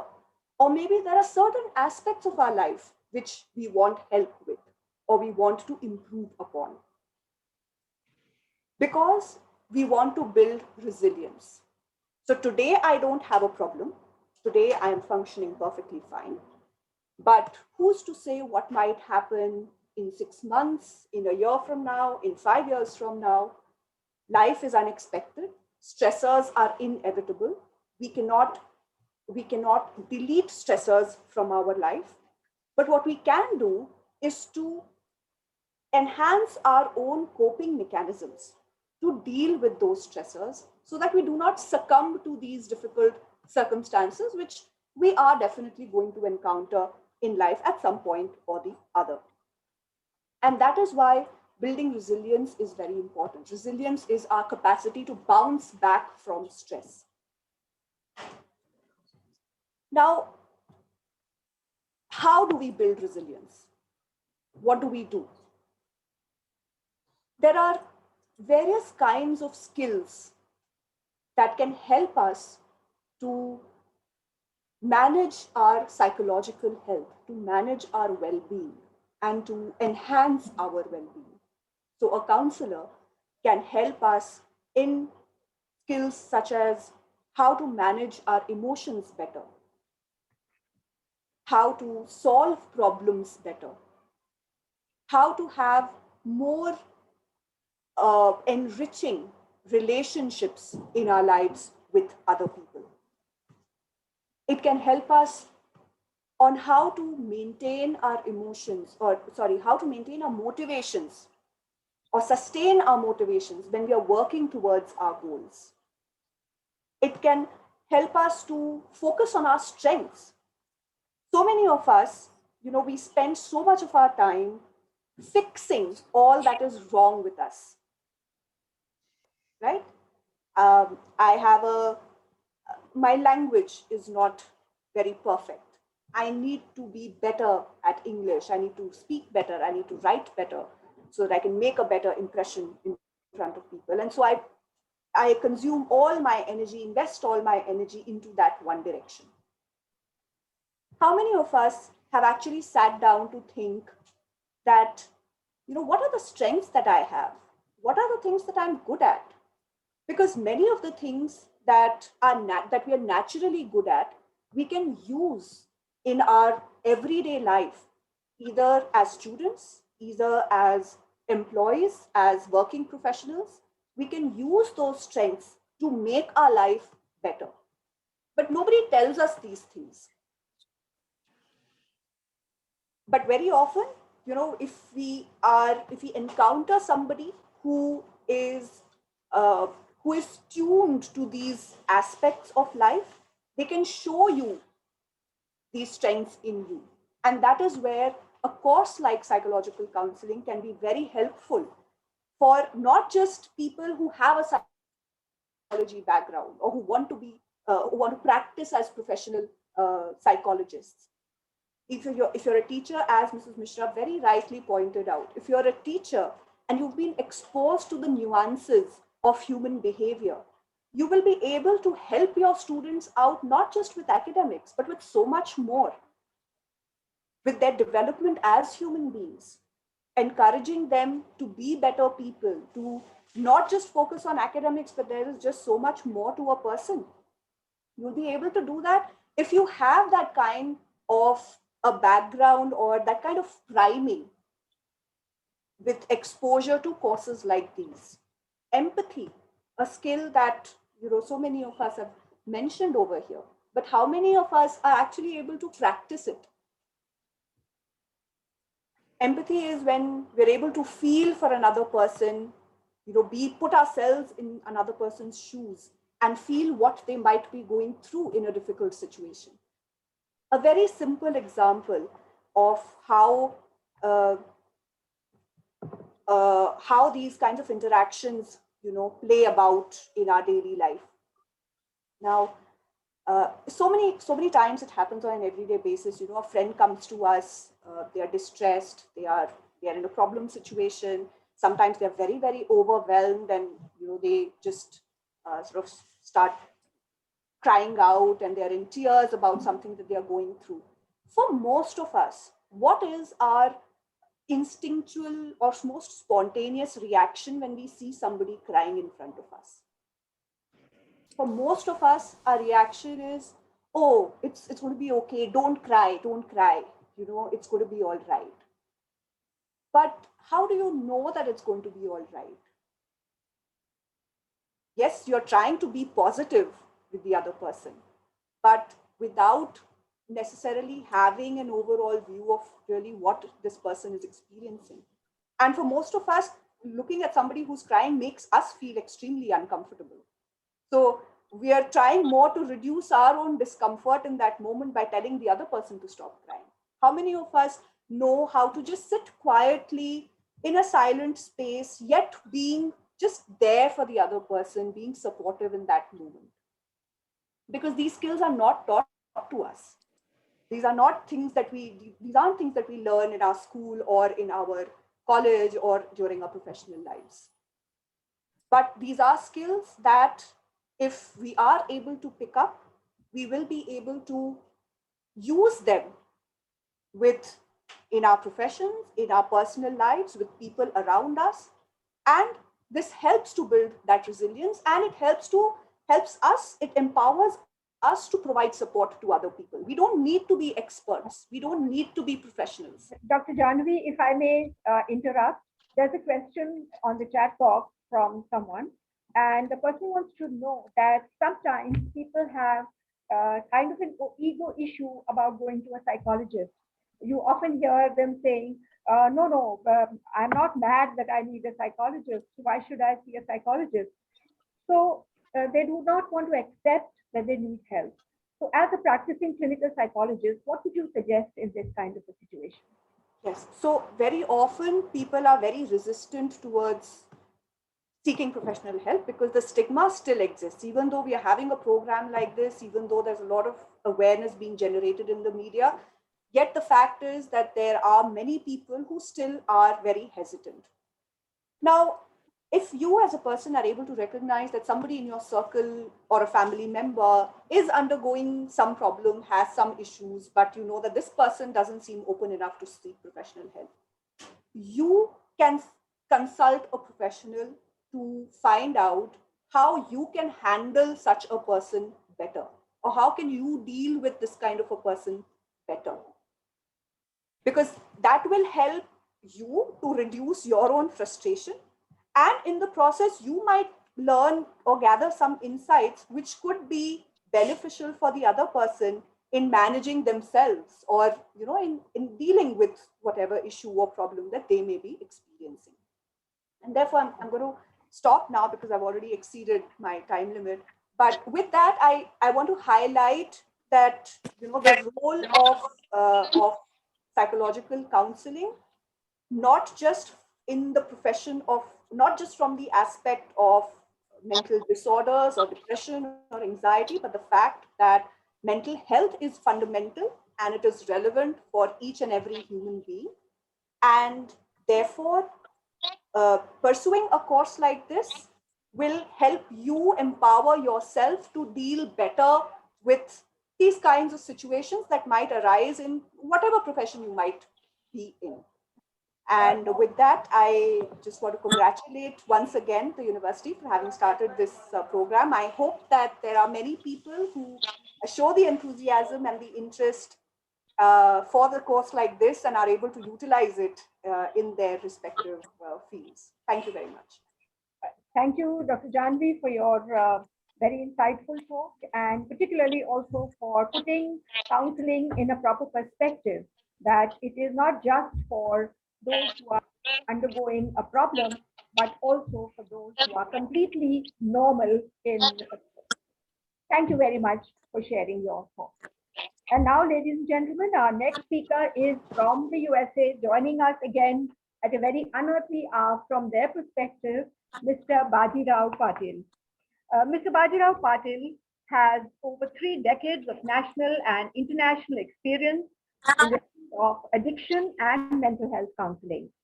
He's a counselor, therapist, and a clinical director.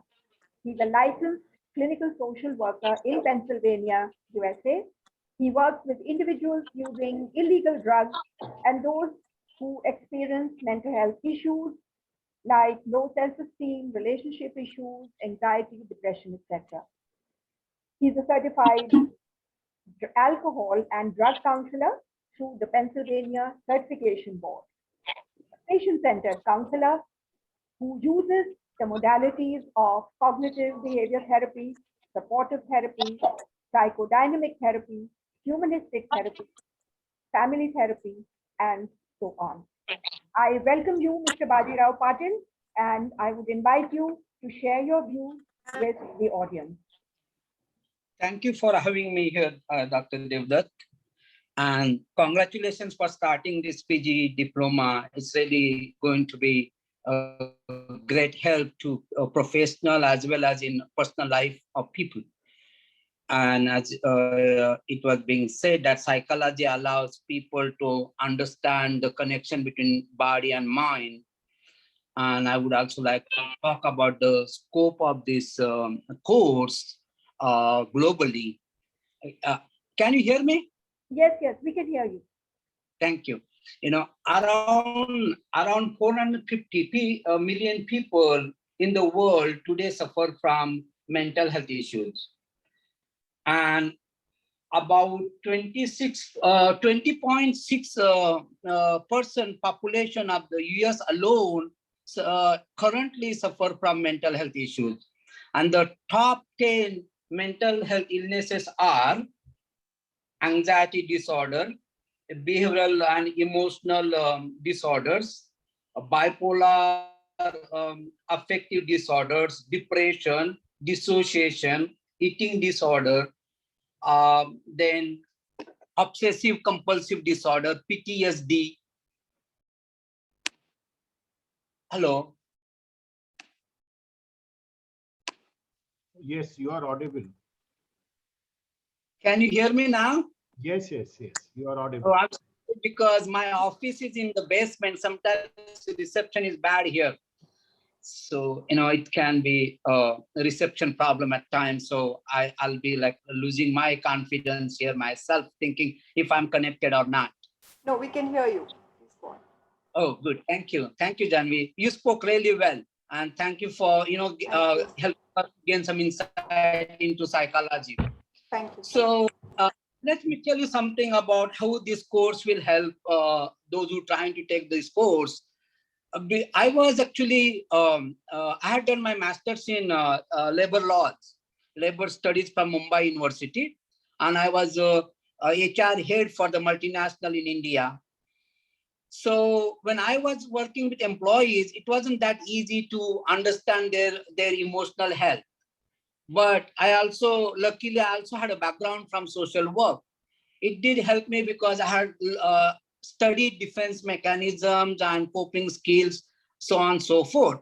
So it did help me to enhance my career. And then now, when I came to this country, I had an option. First, I came as a HR director here. I worked in the field for 3.5 years as a HR director. But then that became boring, insipid. I really didn't enjoy that field a lot because it was all about hiring and firing people, going to unemployment cases, I said, since I have background, but at the same time, I had 2 jobs here, one in counseling and one in HR. Time came, they wanted to, they wanted somebody to start new program called non-medically assisted treatment. I was HR director at that point in time. They said if I was willing to do that, they'll be very happy about it. I said, fine, I will take that challenge and I'll start a program. So I started a program. So having studied psychology, it helped so much that program became a real successful program here. Now we are in the 5th year of that program here, and I am a clinical director. I have a team of new clinicians. I hire them and I train them, and then they run the programs. We have 302 beds here. Most people, as I had said, do suffer from addiction issues and mental health. One of the biggest mental health issues they suffer from is depression. And then second one is anxiety. We try to help them to manage their anxiety without medication. Because, once you get used to using medication, you depend on that medication for your entire life. And then coming back again to this course will help those who take this course to build the leadership qualities as well as decision making, also building the relationships and resolving the problems of employees that you work with. Because this course is quite suitable for professionals who are in any field. It doesn't have to be in a field of psychology or addiction or mental health. You can be HR director, you can be in finances and any of those fields, but it's definitely going to help you. And as long as our work is concerned, we keep them here for about 30 days or 90 days inpatient. We start with detox. Everybody goes through detox. Is that means time up? No, please. You have time. You have 5 minutes more. Okay, thank you. Yeah. So most people come here for detox because they want help to manage their withdrawal symptoms such as aches, pains, cramps, nausea, sweat, so on and so forth. Whereas others want to manage their mental health issues. So those who want to manage their mental health issues or emotional issues, they stay in treatment for a little longer, from anywhere between 30 days to 90 days or 120 days. And then we stabilize them mentally, physically, and refer them to other programs. So as long as the scope is concerned, I had said like around 450 million people currently suffer from mental health issues in the world. So imagine how many jobs are there if you really want to work in this field.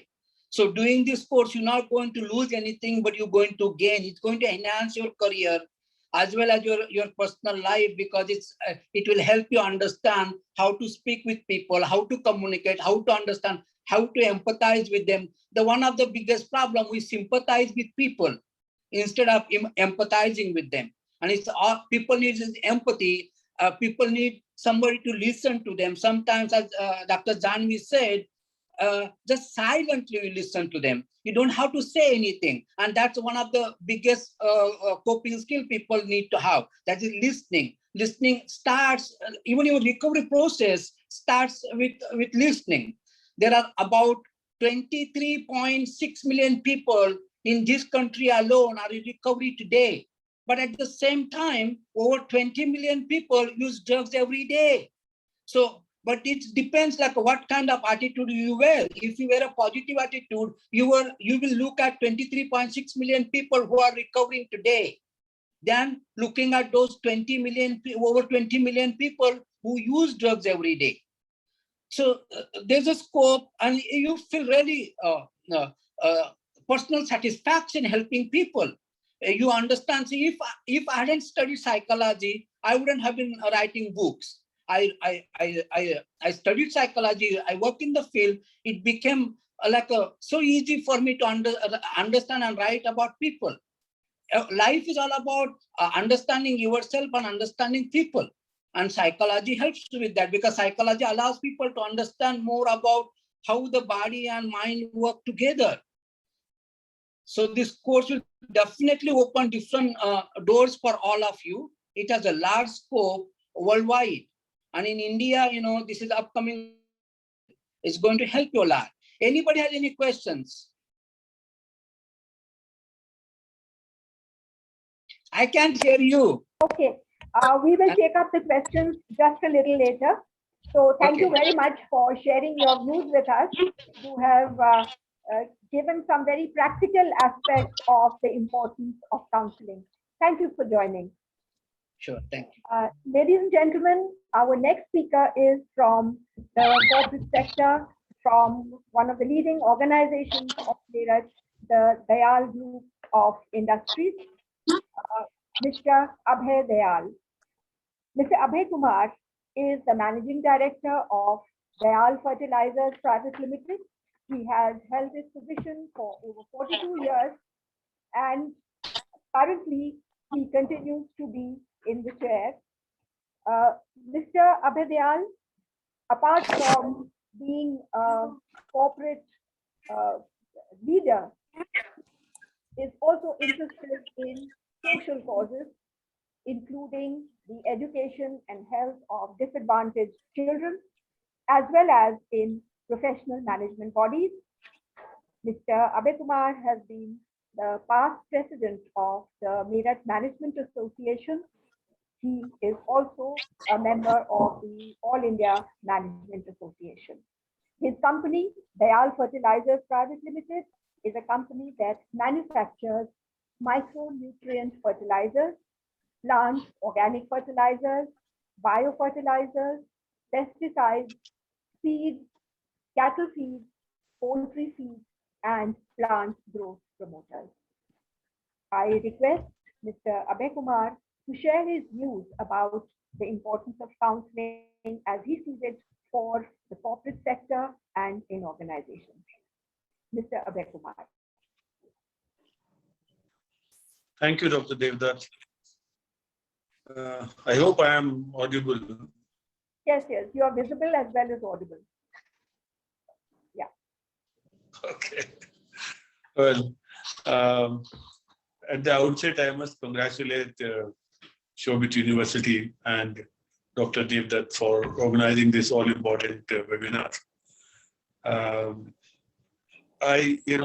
Being an engineer from an industry, feel kind of out of place in psychology. But because, while doing engineering, my only interaction with psychology was a course in humanities. Mm-hmm.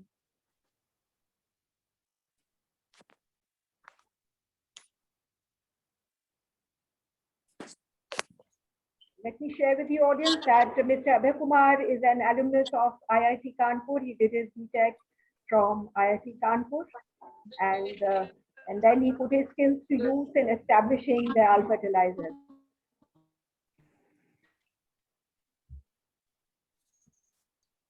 I think there seems to be some connectivity issue. Abhayji, Yeah, so Yeah. this, whenever I think of psychology, it reminds me. Can you hear me? Yes, now we can. There was a bit of a lag earlier, but now we can hear you. Okay. Yeah.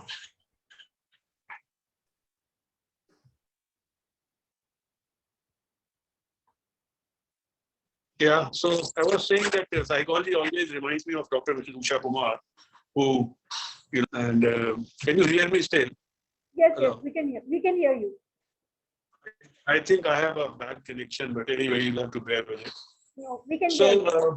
So having spent 45 years in industry, I would want to acknowledge that it has become increasingly important to address issues related to mental health, and especially in the face of the rapid changes in the work environment and technology replacing human talent. So the human is kind of threatened. Mental health issues at the workplace mostly stem from a variety of factors such as repetitive work, unhealthy relationship with peers and managers, and unrealistic expectations of always delivering perfect results in record time. More so when these situations are compounded by personal issues related to home, family, and sales. It leads to frustrated, underperforming, and unhappy employees. As an industry and as a society, this is detrimental to growth and sustainability.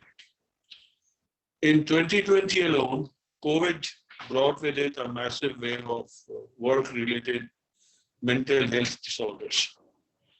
As per a study, it affected more than 36% of Indian employees. Despite such staggering numbers, awareness towards mental health and its proposed solutions remain low in the corporate world. It is reported that out of 1.1 million active companies in the country, only about 1,000 have structured employees assisted programs. This number, however, has been growing at a decent rate of about 50% year on year, which is a positive signal. The onus to do something about the deteriorating mental health of a large working section of the Indian population lies on the industry, as this is where we spend most of our time and energy. Each industry must therefore focus on three things to improve the mental well-being of their people. One, destigmatization and awareness. Because the moment you talk about mental health, it carries with it a stigma.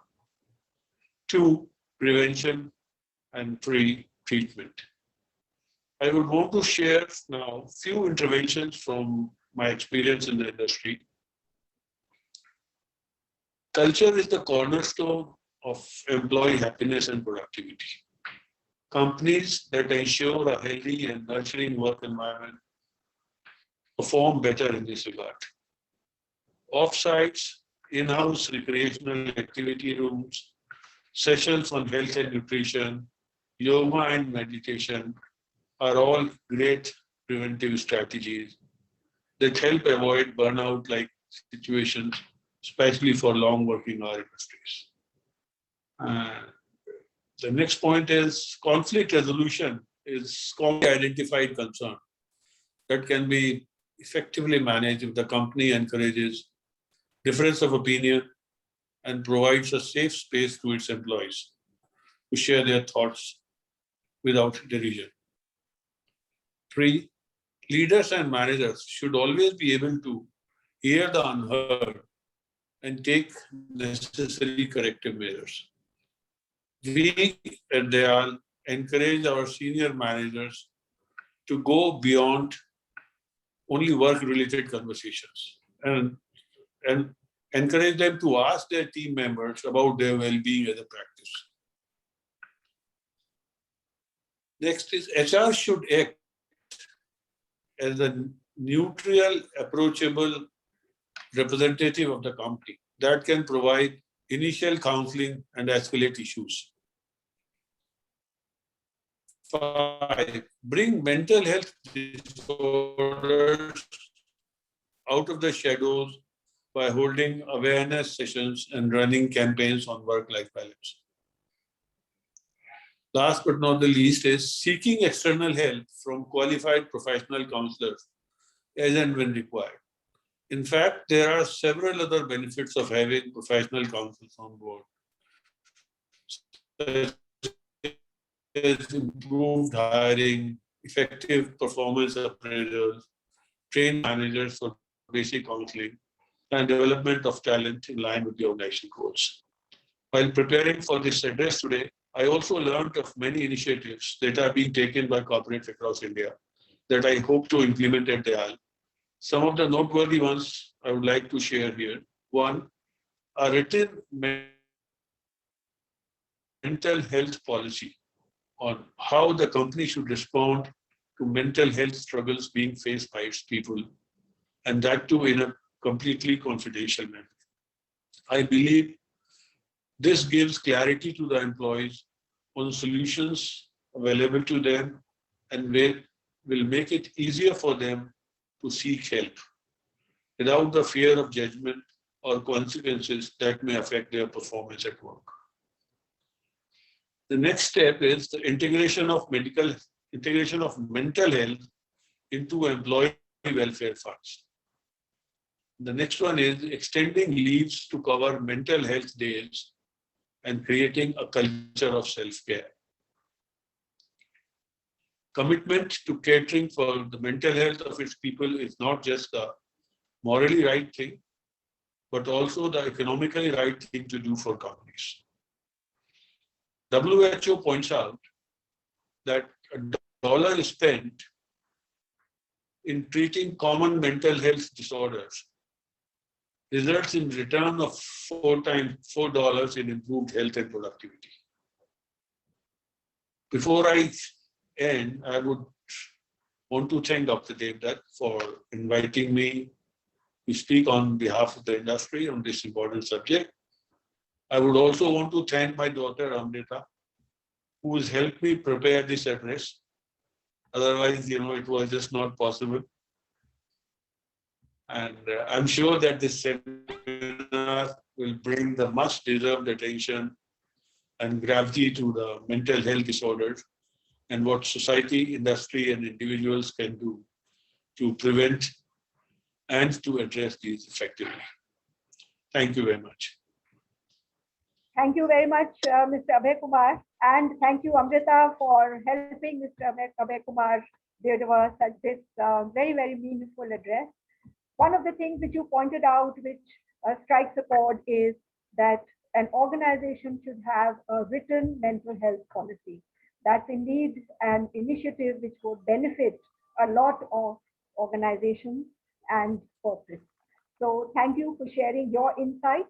And I can personally vouch for the fact that your company, Dayal Fertilizers, maintains one of the best policies and one of the best working environments for its employees. So congratulations for that. And thank you for being with us today. Thank you very much. Ladies and gentlemen, we are moving towards the end of the program. We have 2 speakers to go. One, now I will invite Dr. Ritu Nehra for her address. Dr. Ritu Nehra is Professor of Clinical Psychology, Department of Psychiatry, Postgraduate Institute of Medical Education and Research, Chandigarh, which is one of the leading medical institutions of the country. Dr. Ritu Nehra is a postgraduate in psychology from Punjab University, Chandigarh. Thereafter, she joined PGI in the academic position. Her areas of research are clinical and neuropsychology. She has published 65 papers, 8 book chapters, and edited 1 book. A number of her papers have been awarded at different conferences and different fora. Her areas of interest are development of culturally relevant psychological skills, neurocognition, and social cognition in patients of schizophrenia and bipolar disorder. I invite Professor Ritu Nehra to kindly share her views on the theme. Dr. Ritu Nehra. Thank you, Dr. Poonam. Thanks a lot for inviting me. And thanks to the organizing committee of this program for giving me an opportunity to come to this platform. I have not prepared any talk like that. It's just an experience of 40 years about clinical psychology, which I am going to talk. I think that is going to be most valuable. Actually, I am sorry I joined late, so I've not heard everybody because I was on another webinar, but since last 1 hour I'm hearing and I feel the major ground has been covered. Janvi's covered clinical part, Mrs. Mishra covered the school part, and Sir has just now covered the industrial part. But again, I will talk about the clinical in the hospital, that what is the scope of this clinical psychology? I'm very happy that the Shobhit University is starting with the course because it's almost 40 years me in the service, and throughout these years, we have felt that there is shortage of clinical psychologists. The population and the ratio between the clinical psychologist and the population is not matching at all. We are always short. There are few people and who are working themselves. So we need more people, and the universities will start their course and will come, new students will come up, they will prepare more students, which is going to help a lot. Now, people who will join these courses, you have seen that there is a vast, I can say the whole sea is in front of them, they can choose. But once you do the basic course of clinical, this counseling, you will learn all the tic-tacs about it, the principles, the methods, and then you will learn that there are so many super specialities in this counseling field that you really have a very good scope of jobs as well as for helping people. Mrs. Mishra talked about the school. Yes, that's really right, that children are, and the school teachers are the foundation for building the personality of children. Of course, the parents are there, but the school and the teachers. And therefore, I feel that we need to update our programs at the B.Ed level also for the teachers to be more empathetic, more sensitive to the problems. They need to be aware what latest problems we are encountering in the schools.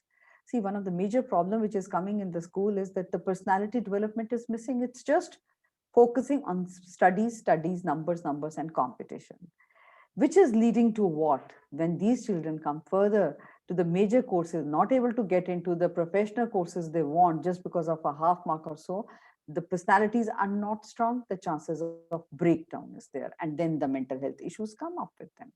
So we have to work something with these children at the school level by the teachers to improve the resilience. Yes, the skill management and skill training is there, but we need to increase their skill, coping mechanisms, we have to increase their resilience. We have to teach them about the patience, to be strong, how to face the difficulties in life, which is very important.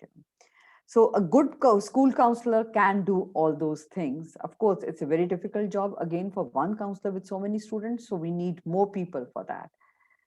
I'll tell you about this clinical psychologist in the hospitals. We are now having super specialty for everything, and so is for the psychologist. Many of you will not know that we need a clinical psychologist not only in the psychiatry department, because psychiatry department people will deal with depression, anxiety, all those problems, schizophrenia, bipolar, they are dealing with that, Now, there are problems which are further related in other departments. We get a lot of referral from ENT. Why? Why ENT people? Because those who have speech and hearing problems, their psychological needs are different. So one can go for super specialty in the speech and hearing problem related, and you have a very good scope for that. We are not having people who have to go for speech therapy. They need to be counseled first by a psychologist that what is the good scope for them, after taking the speech therapy. In our country, lots of people don't even go because they don't know. And if somebody prepares them well, they can. Similarly, in the physiotherapy department, we have a specialist psychologist. We need to have one there because people who have suffered trauma or other difficulties, physical morbidities are there, they need to be counseled. They need to be directed. Their booster doses, their morale booster is required. We need clinical psychologists in the field of plastic surgery these days. People who are going for reshaping or reconstruction of certain body parts need, especially people who go after the breast cancer, they need to be counseled properly. Otherwise, they will go into depression, they will have low self-esteem, will not be able to cope up with their problems, So there is the requirement for these people. Again, we have come across a lot of problems like domestic violence, which is coming up and which has increased during this COVID times, We need special counselors for that. We need counselors in the prisons now. The police people are coming and asking to us, for help, because the inmates are having problems. So there is specialization in that also. So you need to go for help them also. So a very good scope. Again, I will say that in prisons and in criminal cases also, there is a good scope over there. Recently, we are facing, a lot of stillbirths in the gynae department and a lot of referral there. Now the demand has come from that side also, that for bereavement, what we used to hear in the other countries is required now in our own country also, the bereavement, the stillbirth. Now the stillbirth is taking place because it's these are the high risk pregnancy, delayed marriages, late marriages, and then pregnancy is difficult, and then people are having stillbirths, and a lot of these people are going under trauma. It's a very big trauma. When you talk to those people, you will come to know about their difficulties, So again, counselors are required there. Substance abuse, already we are having number of de-addiction centers. So where also again, the requirement of clinical psychologists is there. So the scope, I will not talk much about what a clinical psychologist can do. Janvi has talked about that. Mrs. Mishra has talked about that. Mr. Balaji has talked about that. So a lot of people that role, but I'm telling you that the scope of psychology is there. It's very vast and we need more people. And if you come and take up these courses, you can really help a lot other people. And for that, only thing is that one has to have good quality of being sensitive, empathetic towards others. Even if you are not able to compete for a super specialty or a course like counseling for some time, you're not able to complete it or not get into it, you can be a good human being and can be helpful to others. So my suggestion to the new students who are coming up listening to this will say that the course has a very good scope and please join it. And I will say that come up and help people. Thank you. Thanks a lot. Thank you. Thank you, Dr. Ritu. That was very, very helpful. You guided our young people about the need for trained psychologists. And with your background of working in a hospital, in the leading hospital of the country, you have shown us the path that there is so much of requirement in all the different areas for trained psychologists. I think that will be give a great guidance to prospective psychologists. Thank you for sharing that. And thank you for being here and contributing in this webinar. Thanks a lot. Before I go on to the next speaker, I think I saw Janvi raising her hand. Janvi, is there something that you wish to see? I'm sorry, that was by mistake. Okay, fine. Right. So, ladies and gentlemen, we go on now to our last speaker of the day. And as we say, last but not the least, our next speaker is a leading consultant psychologist at Apollo Health City, Hyderabad. And we have Dr. Namita Singh, who is joining us now. She has long experience of working again in the medical sector. So she holds a PhD with specialization in neuropsychology. Her work experience includes working in a military hospital, in a premium lab of the Defense Research and Development Organization. She has worked in a government medical college, and she has also worked at premier universities in India as well as in South Africa. At present, she is a consultant psychologist at Apollo Health City, Hyderabad, Telangana. I welcome Dr. Namita Singh, and I request her to share her ideas with the audience. Dr. Namita Singh.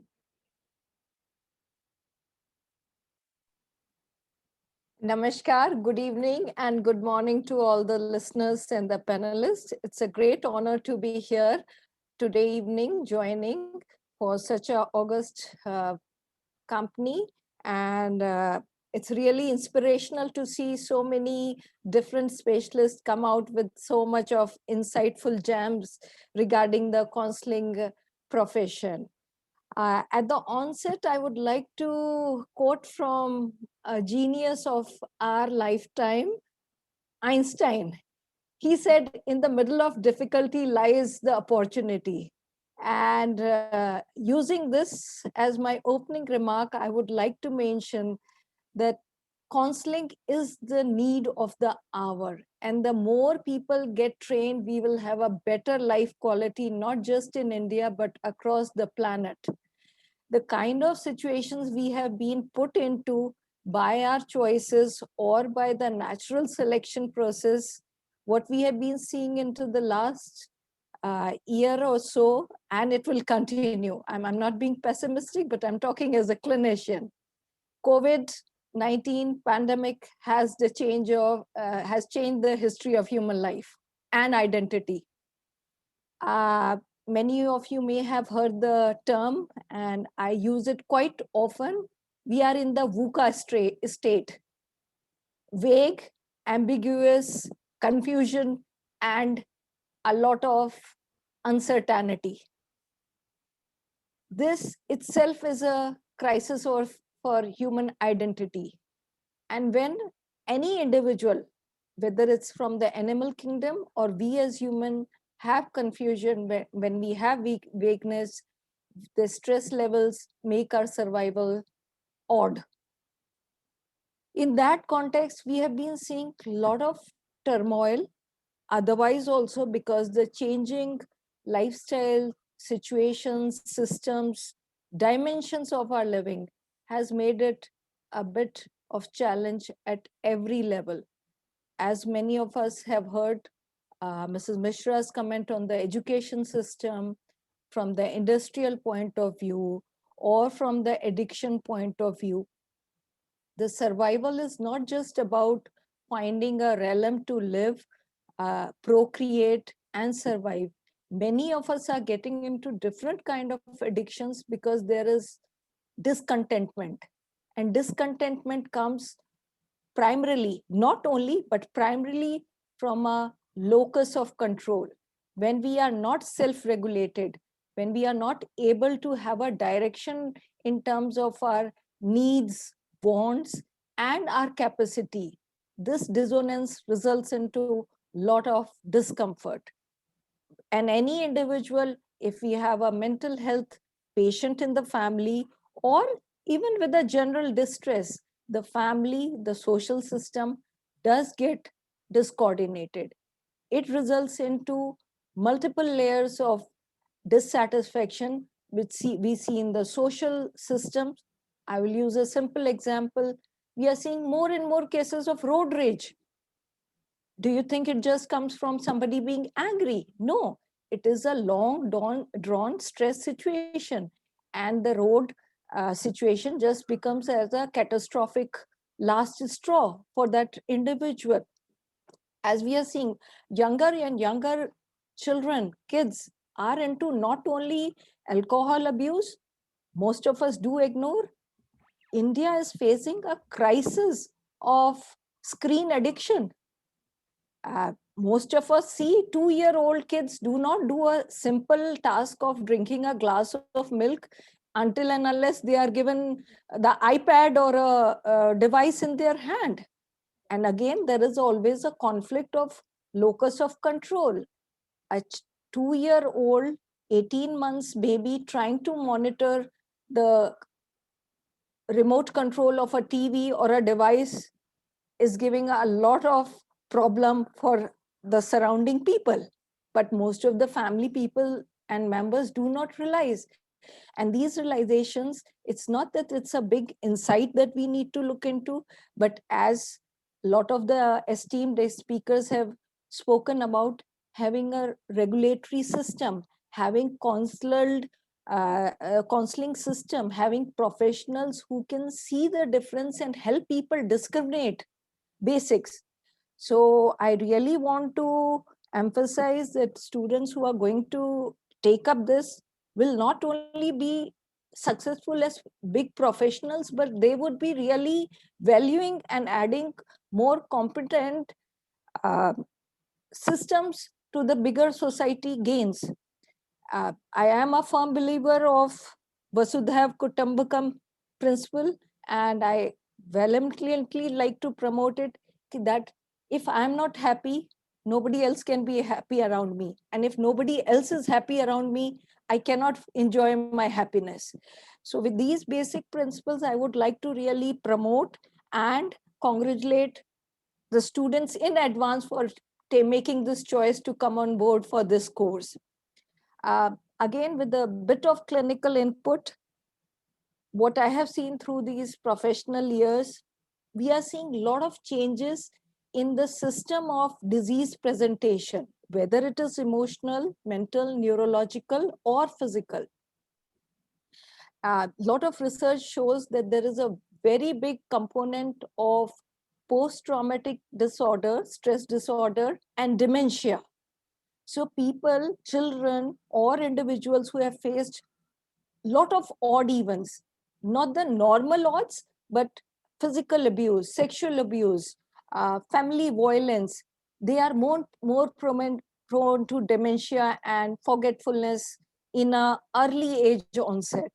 We see now that social media is a very big indicator for self-presentation, social comparison, and associations that people like to make. These components are very integral for our identity. And many of us start believing in a false identity, which later on results into maladjustment when they are in workplace, when they are in actual relationship, or when they are into commitment related to different obligations of life system. In these course of last few months, I've also noticed that pandemic has led to more people move in with bigger family systems, because many individuals are working from home. So there were youngsters, young adults living in big cosmo life on their own terms, but now they have moved back to their parental homes or relatives' home, and there are adjustment issues because there is generational gap and there is a lot of miscommunication due to the way people have learned to communicate and cope up with their daily routines. Many people find it very normal to sleep at 2 o'clock in the morning and wake up at 11 o'clock. But for other adults, it doesn't work. And that results into minor conflicts, which become major issues of discord in the long run. So these small indices are important markers that help us to get a pulse and impulsive reaction, which we see in the social system. When students take up these kind of courses in this challenging environment, it comes as a very experiential learning. And as I said, it's a great opportunity to be on board with this upcoming course.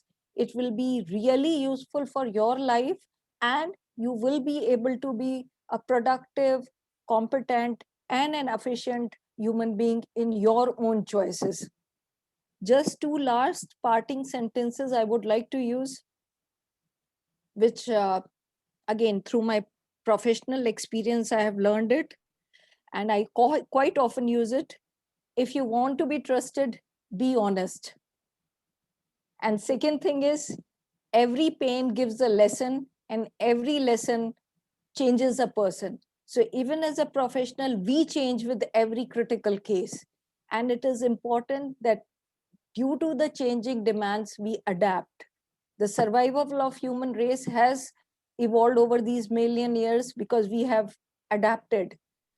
Individuals who take up this course will be really very youthful and always learning through their lifespan, whatever age decade they come across. Thank you. Be safe. Thank you, ma'am, for having me. It was a great pleasure, and I wish all the participants a very good luck for their future endeavors. Thank you, Dr. Namita, for your very insightful talk. You have brought your depth of personal experience through so many decades of working in hospitals and with clinical patients, and that always makes one's contribution so much more meaningful. So that was, we are very grateful to you for joining our webinar and making your contribution. And with this now brings us to the end of our webinar. I think if Honorable Chancellor permits, I will just take 1 minute for one question which a participant has written on the chat box, and any of our panelists can answer this question. The question is counseling a complete science? So anyone of our experts who would like to answer this question, is counseling a complete science? This is some curiosity about maybe a prospective student wants to know about counseling. So whoever Yes. wishes to, yeah. I would like to answer this question. Okay. Okay. Absolutely, it is a complete science. But at the same time, as we've been saying, it is a study of body and language, body and mind, and also connection. So you do have to have scientific knowledge to understand that how it is connected. So it is complete science. Okay, thank you so much. Any other expert would like to add anything to that? Yes, there is something that I would like to add to what Mr. Patil also said, that definitely counseling is a science, psychology is a science. However, because of the nature of what we study in psychology, there are certain limitations to this science. So there are limitations to the exactness of this science, I can put it that way, because we're studying human behavior, we're dealing with human beings, and there are individual differences, and human beings are complex. They are complex by themselves. They are complex. The complexity also arises from the environment in which they are living, and therefore it is definitely a scientific discipline. There is no doubt about that. However, there are certain limitations, and one needs to be aware of those limitations as a professional or as a student of psychology. Or Can I add to that, madam? Yes, Dr. Rahul. Yes. To be very frank and honest, the biology itself is not exact science. Biology is a probabilistic science. We don't know which treatment will work wonders and the same treatment will kill somebody else. So right. Biology is not like physics, chemistry. It is a probabilistic science. So same holds true for any part of biology. And scientific methods, yes, we do use scientific methods.